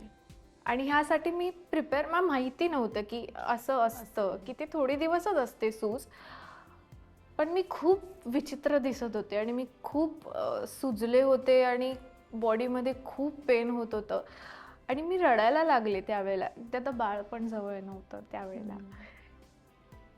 तर ती फिलिंग म्हणजे खूप वेगळंच होतं, की ती बाळ पण जवळ नाही आहे, ते व्यवस्थित आहे की नाही माहिती नाही आपल्याला, आणि माझ्या बॉडीचं इथे काय झालं आहे, माझा नवरा माझ्याजवळ नाही आहे. आणि तेव्हा असं झालं की मी ह्यासाठी प्रिपेअर नव्हते. येस कुंजिका. सेम, म्हणजे मला पण आय वॉज व्हेरी शुअर की मी नॉर्मल डिलिव्हरी होईल, सी सेक्शन होणार नाही, पण झालं. त्याच्यानंतर पण फर्स्ट वॉक अमृता म्हणाली तसं. आणि मला ना व्हेरी ऑनेस्टली जे आपलं लॅक्टेशन आणि सगळं जे असतं ना, ते खूप टफ असतं गं. म्हणजे आपली बॉडी कधीच त्याच्यातनं गेलेली नसते, की there is something that is constantly releasing out of your body आणि you are not able to manage it. बरं, बाळाला ते किती व्यवस्थित लॅच करता येईल ते सगळं तुम्हाला माहिती नसतं. आणि म्हणजे मला इतकं त्याचं प्रेशर आलं होतं. बरं, शिवाय माझ्या बहिणीचा एक वेगळा अनुभव होता. तिला त्रास झाला होता त्याचा. She had to go through 2-3 operations for it. So ते मला ते स्वतःमध्ये आणायला की हे माझ्याबरोबर होईल का नाही होणार आहे त्याची काळजी घेण्यासाठी. बरं, त्याच वेळेला बाळाचा पोट भरतं आहे की नाही, बाळ रडलं तर ते भुकेसाठी रडतं आहे का नाही, हे सगळं समजतच नव्हतं मला सुरुवातीचे काही म्हणजे जवळजवळ 2 ते 3 महिने हे मला समजत नव्हतं. Vivaha Collection by P&G Jewelers. माझा 1 मेस झालाय ते मला आत्ता जस्ट आठवलं. आय डोंट नो मला हे शेअर करायला पाहिजे की नाही. नभा 2 दिवस घरी होती, मग तिला कावीळ झाली, परत तिला 2 दिवस ॲडमिट केलं. सो तिला जेव्हा ॲडमिट केलं तेव्हा डॉक्टर म्हणाले की तुम्ही तुमचं मिल्क एक्सप्रेस करून आणा. तर मला क्रॅक्स गेले होते, तर त्याच्यामधनं रक्त येत होतं. तर मला माहिती नव्हती ही गोष्ट की ते म्हणजे कसं करायचं, काय करायचं. आणि मी एकदा म्हणजे हे पण होते की आपलं दूध पण आपल्या बाळाला मिळायला पाहिजे. तर मी एकदा थकले होते पूर्ण, कारण सी सेक्शनमधनं रिकव्हरीला वेळच नसतो आपल्याला. तर ते एक होतं. तर कसं बसं मिल्क एक्सप्रेस करणं ही जी प्रोसेस खूप कठीण असते. सुरुवातीला तर कठीणच असते, कारण तुम्हाला ह्या गोष्टीची सवय नसते. खूप पेन होतं सुरुवातीला, आणि त्यात तुम्हाला क्रॅक गेले असतील तर खूपच. एकदा मी ते म्हणजे एक्सप्रेस करायला लावलं मिल्क, आणि सोडून मी काहीतरी असंच दुसऱ्या गोष्टी करत होते. आणि मी बघितलं त्या मिल्कमध्ये पिंक कलरचं मिल्क होतं, आणि ते एवढं मिल्क वेस्ट, कारण त्याच्यामध्ये माझं रक्त आलेलं. मी एवढी रडले की माझं असं झालं की माझ्या बाळाला माझं दूध नाही मिळणार आहे आता, आणि हे दूध वेस्ट झालं आहे, आणि मी काय करू आता. म्हणजे हे असंच होणार आहे का पुढे, की मी देऊ शकणार आहे का माझ्या बाळाला मिल्क, व्यवस्थित होणार आहे का हे सगळं. असा सगळा तो एक्सपिरियन्स होता की आय डोंट नो यार पुढे कसं होईल. माय गॉड, हे इतक्या सगळ्या गोष्टी असतात. प्रत्येकाचा वेगळा एक्सपिरियन्स असतो. ते हे असं असतं कारण बट त्यातून तू यू स्टूड स्ट्रॉंग, आणि तो आता काम त्याच जोमाने स्टार्ट केलं. म्हणजे हे सगळं 15 दिवसात बंद झालं, आणि 15 दिवसांनी असं चेंज झालं. जशी तिची तब्येत सुधारली ना, तसं सगळं मग मी एन्जॉय करायला लागले. हे सगळं झालं. मी खूप फनी आहे. प्लीज. Good something. जसं बाळ होतं ना, 3 महिन्यापर्यंत मी वाट बघितली. त्याच्यानंतर मी बघतीये वृंदा मोठी होती, ती माझ्यासारखी दिसतच नाही. ती झेरॉक्स कॉपी आहे चिन्मयची. आणि I was not prepared for this. मला असं वाटलेलं थोडं मिक्सचर येईल, थोडंसं काहीतरी बॉडी, काहीतरी यार. माझ्या घरचे मला चिडवतात, तुझं काहीच नाही घेतलं. चिन्मयच्या ब्लॉग्सच्या खाली कॉमेंट असतात, Monika didi's genes not even tried, DNA not even tried, असे messages. God, so I was not prepared for this. मला खूप असं होतं यार, थोडं तर मी तुला दिस यार, मागितलंय jawline माझ्यासारखी यार. दिस. हो ना यार, जॉ लाईन तर काहीतरी यार. तर हे एक मला फार असं होतं यार, वृंदा थोडी तर मला चिन्मय म्हणाला, तुझ्यासारखी वागणार आहे ती. Don't worry about असं it. होऊ शकतं. आणि एक आहे की माझे ना केस खूप गळाले. सो माझा ना इथे तर मला विग लावायला लागला काही महिने. आता ओके, पण मला असं वाटायचं की खूप गोष्टी बदलणार नाहीत बॉडीतल्या पटकन, कारण की मी आधीच्या शेपमध्ये, म्हणजे मी 28 नंबरची जीन्स घालते, तर मी कशी बरोबर 3 महिन्यात आले वगैरे, हे सगळं झालं. पण माझे केस गळायला लागले, आणि मला ते खूप वाईट वाटलं. कारण की माझ्या बहिणीचा पण एक फेज होता की ज्याच्यामध्ये तिचेही केस गळत होते, आणि सेम माझेही जायला लागले. तर मला असं झालं की अरे यार, हे काय घडतंय. म्हणजे ती ब्रेस्ट कॅन्सर तिला झाला आहे, आणि मग ती किमो, आणि मग तिचे केस गळत होते, आणि सेम टाईमला माझे केस गळत आहेत. तर मला इतकी तेव्हा भीती वाटली होती. पण मग मी गायनॅककडे गेले, मग त्यांनी मला सांगितलं डोंट वरी अबाउट इट, आणि ते तिचं वेगळं आहे, तुझे आपण टेस्ट करू. आणि मग माझ्या सगळ्या टेस्ट केल्या की जेनेटिक टेस्ट असतात, मग त्या सगळ्या केल्या. पण ते म्हणाले हॉर्मोनल आहे, डोंट वरी अबाउट इट, बाकी सगळं ओके आहे. आणि 3 महिन्यानंतर तू येऊन म्हणशील की अरे सगळं ओके झालंय, तर ते ओके झालंय. पण I was not prepared for हे दोन, की एकतर वृद्ध एकतर यार माझ्यासारखी काहीच नाही दिसत, आणि दुसरं म्हणजे माझा हेअरफॉल. हे दोन, आणि केस तर लागतात यार, बिंग अ ऍक्ट्रेस तुम्ही किती म्हणजे कुठे कुठे करणार ना, हे तर पुढचे तर हवेतच ना. पॅच तर आता मी इथे कधी कधी व्हॉल्यूम साठी लावते, पण मेन तर तुम्हाला दिसलं केस पाहिजे खूप ना. गळतात. आणि मला आणि अजून एक ऍड करायचं, ऍक्च्युली उलट झालं होतं माझं. मला आहे ना 9 वर्षांनी लहान भाऊ आहे. तर आम्ही बऱ्यापैकी 3घी बहिणी आहोत. आम्ही बऱ्यापैकी मोठ्या होतो जेव्हा शार्दूल माझा भाऊ झाला तेव्हा. तर मी त्यालाही सांभाळलंय, माझ्या मोठ्या बहिणीचा मुलगा आहे त्यालाही मी लहानपणी सांभाळलंय. तर मी खूप कॉन्फिडंट होते की माझ्या बाळाला तर मी असं सांभाळेन. आणि नीलचा उलट अगदीच, की नीलला लहान भाऊ आहे पण त्याला इतकं कधी बघावं लागलं नव्हतं, किंवा त्याने कधी म्हणजे खेळवलं वगैरे आहेच, पण असं मला होतं की नीलला तर काही जमणार नाही सुरुवातीला आणि मलाच सगळं करावं लागणार आहे आणि अशा टाईपचं मी त्या झोनमध्ये होते. पण जेव्हा निवांत झाला त्यानंतर मी जेव्हा हॉस्पिटलमधनं घरी आले, आधी मी सासरीच होते 12 दिवस, तर तेव्हा मला कळतच नव्हतं. मी आले, दूध गळतंय, एक चेंज केलं, त्याच्यानंतर ते परत ओलं झालं, कपडे माझे परत मला चेंज करावे लागले, तिथे निवाने सुसू केली, ते चेंज करावं लागणार, बरं ते गुंडाळायचं कसं, काय करायचं काहीच कळेना. आणि नीलची आई पण होती, पण त्या पण ट्राय करतात, हां तू दुसरं घालतो कारण ते चेंज कर, मी बघते निवानला वगैरे. पण त्या सगळ्यात नीलने जे टेक ओव्हर केलं आहे, त्याने यूट्यूबवर बघून स्वॉडल, हां चला स्वॉडल केलं, निवान रेडी आहे, तू काही टेन्शन नको, स्वॉडल केलं मी त्याला, तू तुझं बघ वगैरे, इतकं त्याने कम्प्लीट टेक ओव्हर केलं ना. आणि मला असं झालं की हे सगळं तर मला करायचं होतं, पण ते नीलने केलं. सो मला असं वाटतं परफेक्ट मॉम, किंवा तू जे म्हणालीस ना की मी इनफ आहे का, मी करेक्ट आई आहे का वगैरे, तर ते आपण करेक्टच असतो. आपण खूप काही करतो बाळासाठी आणि आपल्याला जे करायचं असं आपले एक्सपेक्टेशन्स खूप असतात, पण कधी कधी ते नाही फुलफिल होत, तर ठीक आहे, इट्स ओके. आपण दुसऱ्यांची मदत घेणं खूप गरजेचं असतं. एक बाळ आपण जन्माला घातलेलं, एक ह्युमन बिंग आपण जन्माला घातलेलं असतं, आपलं बॉडी खूप गोष्टींमधनं जात असते, तर दुसऱ्यांची हेल्प घेणं ही खूप नॉर्मल गोष्ट आहे आणि बेसिक नेसेसिटी म्हणायला हरकत नाही, पण ते खूप त्याच्यात काहीच गिल्ट घेण्याची गरज नाही. आणि मनाला जे वाटतं ना ते फॉलो करा. म्हणजे सतत 4 लोक काय बोलतात, कारण की त्यांनी पण डिप्रेशन येतं. जे पोस्टपार्टम जे म्हणतात तेच आहे की 4 लोक 10 वेळा बोलत राहतात ना, त्याच्यामुळेच निम्म्या मुलींना त्या बाबतीत पण मला असं वाटतं की आपल्या आजूबाजूचे लोक खूप मॅटर करतात. तुमच्या आजूबाजूला कसे लोक आहेत त्या बाबतीत पण मी बऱ्याचशा इंटरव्ह्यूजमध्ये म्हटलंय की मी खूप ब्लेस्ड आहेत की माझ्या आजूबाजूला खूप छान लोक आहेत. म्हणजे माझे रिलेटिव्स म्हणा किंवा माझे मित्रमैत्रिणी म्हणा, इतके पॉझिटिव्ह लोक आहेत ना, टचवूड. मला निवांत झाल्यानंतर मला कुठलीही गोष्ट स्वतःहून त्यांना सांगावं लागलं नाही की आता त्याला किस करू नका, हां आता त्याला, हे त्यांनी स्वतः केलंय नीट. इनफॅक्ट लॅक्टेशनचं पण तू जे म्हणालीस, मलाही निवांना लॅचच करता येत नव्हतं. मी टेन्शनमध्ये असायचं की ह्याला दूध मिळतंय का माझं, त्याला बाहेरचंच दूध दिलं जात आहे, हा दूध माझं पिऊ शकणार आहे का फ्युचरमध्ये. मी रडायचे.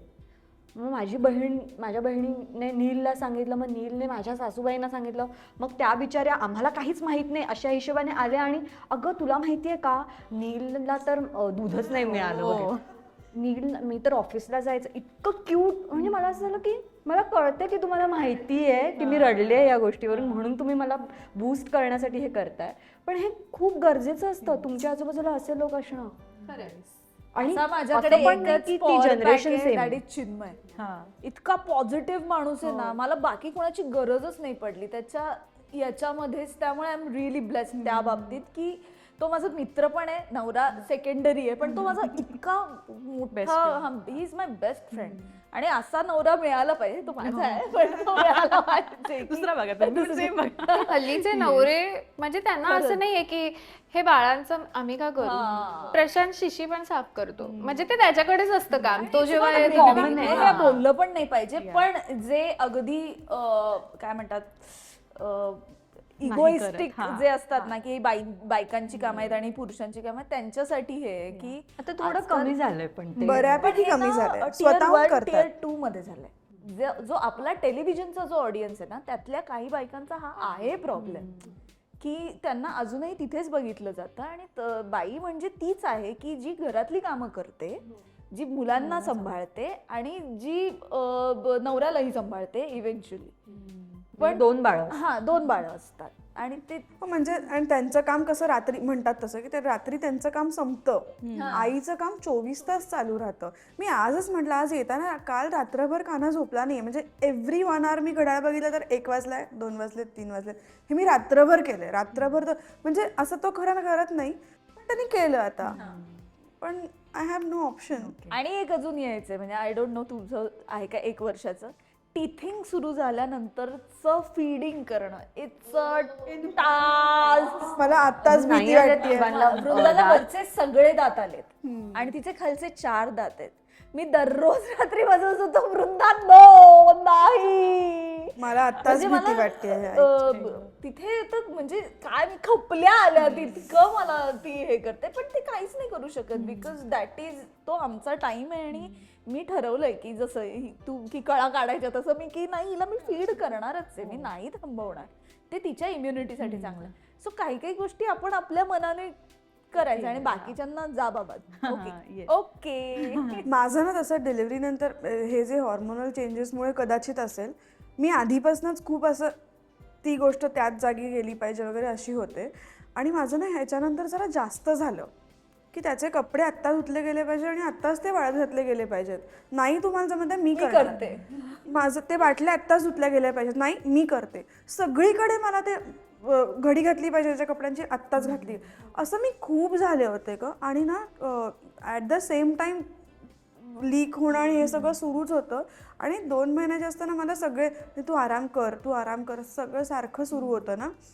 तर मला ना मी एके ठिकाणी अशी पडली आहे, पण माझ्या डोक्यात ते चालू की हे काम झालं का, ते काम झालं का, नाही झालं, मी जाऊन असं सारखं माझं चालू असायचं. आणि मग त्या प्रेशरमध्ये मी खूप रडायचे. आणि उगाच कारण नसताना म्हणजे 2 ते 2:30 झाले ना तरी मला त्रास व्हायचा की 2 वाजता का नाही झालं हे काम. आणि मी इतकी आरडाओरडा करायचे त्यावेळेला की म्हणजे मग मला सासूबाई, निखिल असे येऊन सगळे काय प्रॉब्लेम काय आहे, नाही झालं आज तर काय उद्या होईल, ते काय खराब नाही होणार आहे काही नाही न होऊन सुद्धा, असं मला समजावून मग मी आत्ता जरा ओके आले आहे की ठीक आहे, नाही झालं तर नाही झालं, आत्ता मला आराम कर किंवा मला आत्ता कानाला बघणं जास्त महत्त्वाचं आहे. ते आत्ता झालं आहे माझं, तेव्हा मला खूप त्रास व्हायचा त्याचा. पण ह्या जरी सगळ्यांना कंप्लेंट्सचा जर स्वर वाटत असला ना, कारण की काय होतंय ना, आता काही IT प्रोफेशनल्स असतील किंवा काही आता आमचे ॲक्टर्स ज्या वर्किंग आहेत, ज्या खूप हेवी वर्क करतात, त्यांना ना मग असं होतं की मदरहूड नको का, हा खूप प्रश्न. पण ते हा जस्ट एक्सपिरियन्स आहे आणि हा मदर टू मदर वेगवेगळा आहे. आता तिचं म्हणजे विवान नाव आहे ना, निवान इतका ऍक्टिव्ह आहे की सतत त्याच्या मागे, पण वृंदाच्या मागे नाही मला कोणी लक्षात.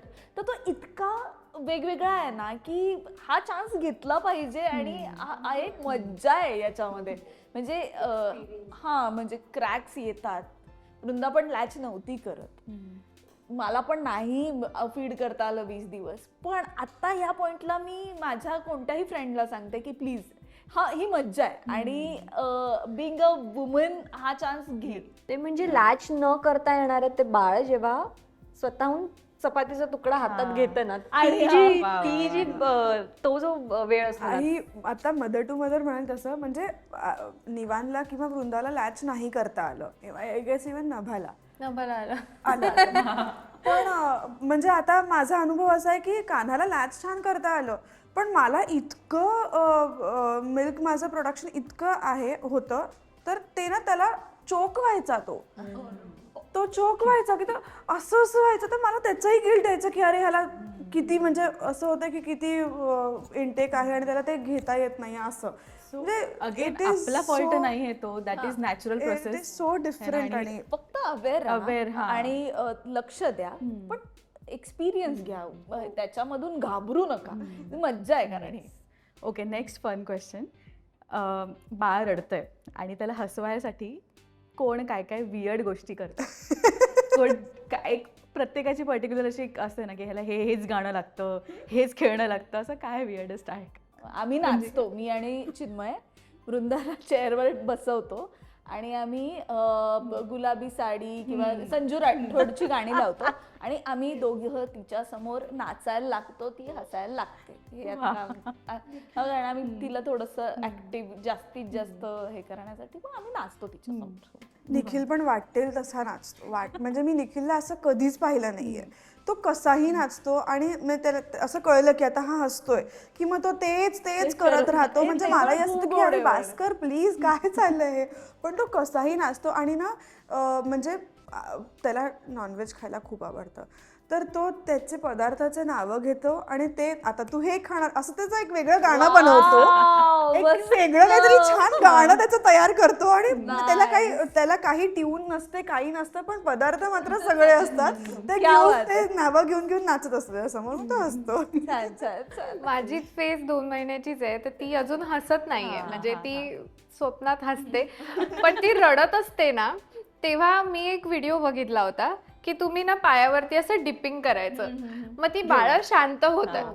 तर मग मी तिला घेऊन अशी डिपिंग करत चालते सगळीकडे. म्हणजे माझी कामं अशी डिपिंग करतच असतात, डिपिंग डिपिंग डिपिंग. आणि मग एक आता मला नवीन मिळालंय की कंटिन्यू बडबड करत राहायची. मग ते ऐकत असते ती काय, म्हणजे ती रडते ना मध्येच थांबून असं ती ऐकत असते आणि ऐकता ऐकता ती झोपते. मग मी तिला काहीही आणि बाकीचे सगळे काय बडबड करते ही, काय सेन्सच नाहीये बडबड. मी इथून तिथे कुठेही पोहोचते मी, पण ती झोपून काम हो रहा है ना बस. माझे हे दोन्ही आहे. एकतर तो लहान असताना रडायला लागला की असंच स्क्वॉट्स करायला लागायचे आम्हाला, की मग तो थांबायचा. तर त्याची एवढी सवय झाली होती की तो रडत नसेल तरी सुद्धा कधी कधी उभ्या स्क्वॉट्स करायचे आणि सगळ्यांचं सांगतो नाही रडत आहे तू, का हसतेस? आई होण्याच्या आधी किंवा पेरेंट होण्याच्या आधी आपण लोकांना जज केलेलं असतं की काय या रेस्टॉरंटमध्ये कसं वागवतात मुलांना किंवा काय ह्याला शिस्त नाही वगैरे. पण आई झाल्यावर कम्प्लिटली कळतंय आता बाबा तुमचं बरोबर होतं, अशी फेज आली आहे का? आणि कोणती गोष्ट आहे ती? ते ह्या दोघी ऍक्च्युली ह्या दोघी ऍक्च्युली मी नाही केलंय जज कधी तसं, कारण ठीकच आहे. म्हणजे असं मला असं नाही वाटलं की अरे काय चाललंय वगैरे.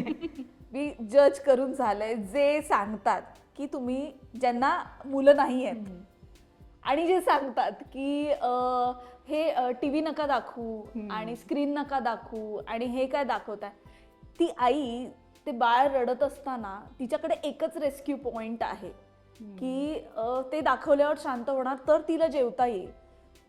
तर तिने दाखवलं तर मला त्याच्यात काही चुकीचं वाटत नाही. खूप लोकांनी अशी मतं दिलेली आहेत की ना तो मुलगा रडत होता आणि त्यांनी हातात मोबाईल, रेस्टॉरंटमध्ये गेल्यावर हातात मोबाईल दिला, पण मग त्या आईला जर जेवायचं असेल तर ती काय करणार? सो माझं आत्ता आम्ही स्क्रीन दाखवतच नाही, जे काही असेल तर ही गाणी, नाहीतर मग लिली मने असतात माझ्याकडे एंटरटेनमेंट, ते आहेतच दोघं. पण आधी तुम्ही पेरेंट व्हा आणि मग तुम्ही जज करा आणि मग बोला. कारण की जे आहेत ना ते कोणत्याही इंटरव्ह्यू मध्ये हे नाही म्हणत की अरे असं तो दाखवलं नाही पाहिजे, असं तर केलं नाही पाहिजे, असं माझं मत आहे. प्रत्येकाचं वेगळं असू शकतं. अगदी. मी असं बोलेन की जेव्हा खूप बाळ रडत असतात आजूबाजूला आणि पॅरेंट असं इग्नोर करतात ना की हा रडते, हा, किंवा आता म्हणजे आता पण जेव्हा नभा रडते तेव्हा कोणी नवीन तिला बघायला आलेलं असतं आणि किती रडते काहीतरी कर, आणि माझं असं की नेहमीच आहे. म्हणजे तिला जोपर्यंत दूध देत नाही तोपर्यंत ती रडत राहणार, पण त्याच्यासाठी मला तर एफर्ट्स घ्यायला पाहिजे. रडण्याची आपल्याला सवय झालेली असते, समोरच्याला ते असं वाटतं की काय क्रँकी बेबी आहे. हा, सो पण त्याची तीच भाषा आहे बोलायची. तो त्या भाषेतच सांगणार आपल्याला, की रडणार की मला भूक हवी आहे किंवा माझ्या पोटात दुखतंय काहीतरी. तर तो बिचारा जोपर्यंत त्याला बरं नाही वाटणार तोपर्यंत ते तसंच सांगणार. आणि नसेल तर तो शांत असतो बिचारा बाळ ते. तर ते तेवढं. ओके. आता लोकांकडून मिळालेली एक पेरेंटिंग ॲडवाईस जी खूप इरिटेटिंग असते, किंवा आत्तापर्यंत तू तर सांगितलंच आहे, बट इतर पेरेंट्स फ्रेंड्स किंवा असं कोणीही भेटलं अचानकपणे ओळख ना पाळख ॲडवाईस द्यायला येतात, आणि की काय इरिटेटिंग ॲडवाईस आहे किंवा युजलेस ॲडवाईस आहे. खूप माझ्याकडे खूप आहे. डायपर नको घालूस. नंतर डॉक्टरचं सगळं नाही ऐकायचं. बॉटल फिडिंग नाही द्यायचं. आईचंच दूध महत्वाचं आहे, बाहेरचं दूध द्यायचं नाही. नंतर खूप आहेत. म्हणजे माझं असं आहे की मी किती सांगू आणि किती प्राण्यांच्या नको. केसांनी त्रास होतो, हे एक हो. भयानक आहे, जे मिथ आहे. माझ्याकडे 2 मांजरे आहेत, सो क्लिअर. त्या बायकांना कळत नाही. आता टेक्नॉलॉजी चेंज झाली आहे. पूर्वीसारखे डायपर्स राहिलेले नाही आहेत. पूर्वीसारखी मिल्क आता नाही, म्हणजे जे आधी होते. आताचे मिल्क म्हणजे जे फॉर्म्युला मिल्क असतात ते खूप सुधारित आहेत. ते आईच्या दुधाशी एकदम मॅच करतात. ते तसे बनवले जातात. आणि एखादीला नाही येत असेल दूध तर ती बिचारी काय करणार? तिला काही पर्याय नाही. तुम्ही तिला गिल्टमध्ये नाही टाकू शकत की नाही असं नाही झालं पाहिजे. ती बिचारीला वाईट वाटेल ना. बोलताना नेहमी विचार करायला पाहिजे. मला असा अनुभव नाही आला खरं, कारण एकतर माझ्या घरी माझ्या डिसिजनला खूप रिस्पेक्ट केलं जातं. आणि माझ्या निखिलची आई ना खूप सॉर्टेड आहेत, म्हणजे माझ्यापेक्षा जास्त प्रॅक्टिकल त्या आहेत. जेव्हा मला लॅचिंग आणि म्हणजे मिल्क ओव्हर प्रोडक्शन सगळं सुरू झालं ना, तेव्हा त्याच मला म्हणाल्या होत्या की तू कशाला रे, तू एक्सप्रेस कर ना आणि दे बॉटल, काही फरक नाही पडत. म्हणजे त्या खूपच म्हणजे माझ्यापेक्षा 10 स्टेप त्या पुढे विचार करून, म्हणजे मला त्रास न होण्यासाठी त्या. आणि मला फक्त मी जेव्हा सल्ले देते किंवा लोकांना, किंवा मला आता माझ्या बाळाची काळजी घ्यायची आहे ना, की परफ्यूम लावून येऊ नका किंवा ह्या खूप बेसिक गोष्टी आहेत, तर ते जर रिस्पेक्ट नाही केलं तर मला त्याचा त्रास होतो. आणि मग माझ्या बाळासाठी मग I have to set a boundary, आणि ती मी केली आहे. ऑनेस्टली मी केली आहे अनेक लोकांबरोबर ती. सो मला लोकांनी कोणी असं सल्ले दिले किंवा त्यांना कदाचित माहिती आहे की शी विल नॉट अप्रिशिएट इट, त्यामुळे त्यांनी मला नाहीच तेवढं काही आलेलं समोर. माझं पण सेमच आहे. म्हणजे मी तेच कंटिन्यू करेन. आणि सेम सासूबाईंचं म्हणून तेच सांगेन की आफ्टर डिलिव्हरी आपल्याला सांगतात ना की हे खाऊ नकोस, आई म्हणून या गोष्टी खाऊ नकोस, ही वातुळ गोष्ट आहे, त्याने त्रास होईल आणि ते सगळं. तर त्या बाबतीत मला आईनेच सांगितलं होतं काही नाही, सगळं खायचं. तू आता तुझी हेल्थ महत्वाची आहे. तू एका पूर्ण बाळाला तू दूध देतेस, त्याला स्वतःला पण आणि त्याचा आहार पण तूच आहेस. सो तू सगळं खा, काही नाही, एकदम व्यवस्थित. सो हे मला वाटतं त्या जनरेशनकडनं येणं खूप मोठी गोष्ट आहे. सो ते एक आहे. एक अशी गोष्ट जी नवीन आयांना सांगणं लोकांनी थांबवली पाहिजे, अशी गोष्ट आहे. फुकटचे सल्ले देणं थांबवा प्लीज. म्हणजे हेच. आणि मला वाटतं की हे दुधावरनं जे सांगितलं जातं ना सारखं, एकतर तुझ्या दुधाने तुझ्या बाळाचं पोट भरत नाही आहे, बाहेरचं दूध नको, तुझंच दूध आलं पाहिजे. म्हणजे येत नसेल तरी त्याला लेट हिम लॅच, त्याला जवळ घे, लॅच करत राहा.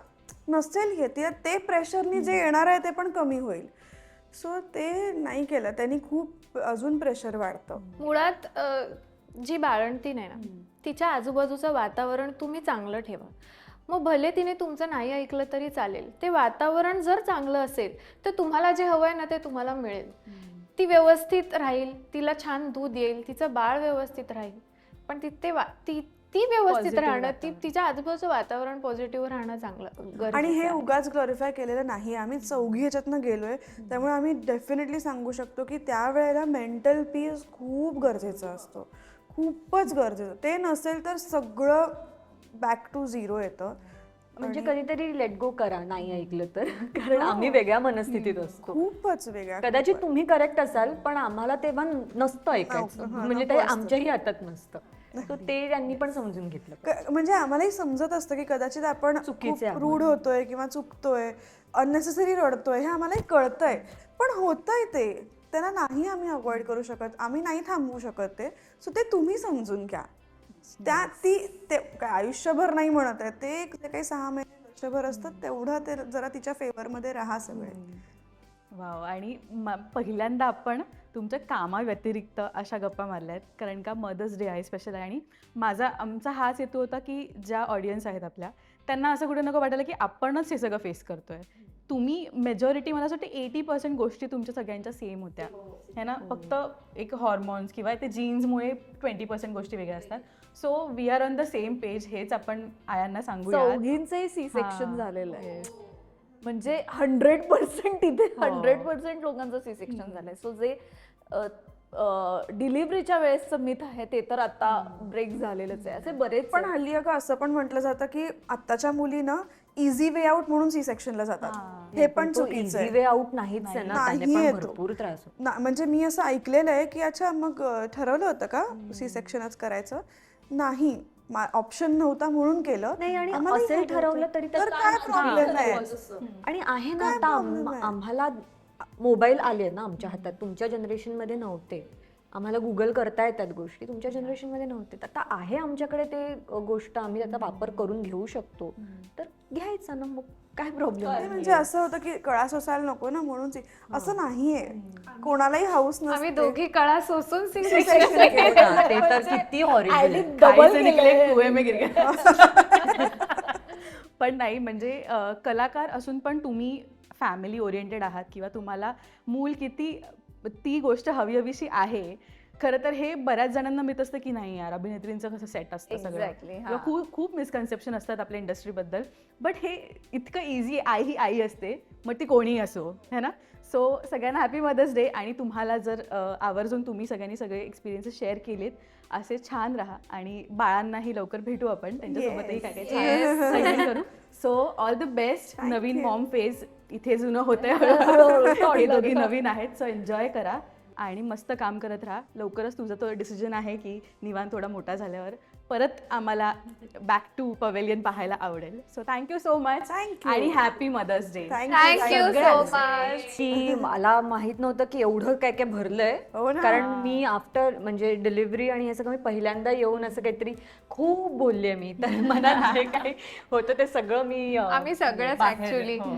आणि कोणाचंही मन दुखवायचं नाही. हा, प्लीज ते- कोणी हे स्वतःवर घेऊ नका. अगेन तेच आहे की जे काही आम्ही बोललो असो किंवा तर कोणी गायनाक असेल ज्यांना पटत नसेल त्यात, पण हे आमची मत आहे, हे काही आम्ही लादत नाही आहोत. तुम्हाला यातून काय मतापेक्षा हा घ्यायचं? आमचा अनुभव आहे. हा. प्रत्येकाचा वेगळा असू शकतो. वेगळं असू शकतो. सो याच्यातून काय घ्यायचं तुम्ही ठरवा. डोंट जज अस की अरे कशा या बोलतात. येस, पण मला कारण खरंच आपण सॉफ्ट टार्गेट्स असतो ऑलवेज. पण हे खूप क्लिअर आणि अनफिल्टर्ड आजच्या गप्पा होत्या. आणि मला खरंच तुमच्याबद्दल रिस्पेक्ट खूप 10x वाढला. आणि आईसाठी तर ऑब्व्हियसली, पण अशा छान राहा आणि आपण भेटू पुन्हा एकदा. तुमच्यासाठी एक खास सरप्राईज सुद्धा आहे पुढे. सो येस, स्टे ट्यून त्यासाठी. पण thank you so much. Thank you. Happy happy mothers day.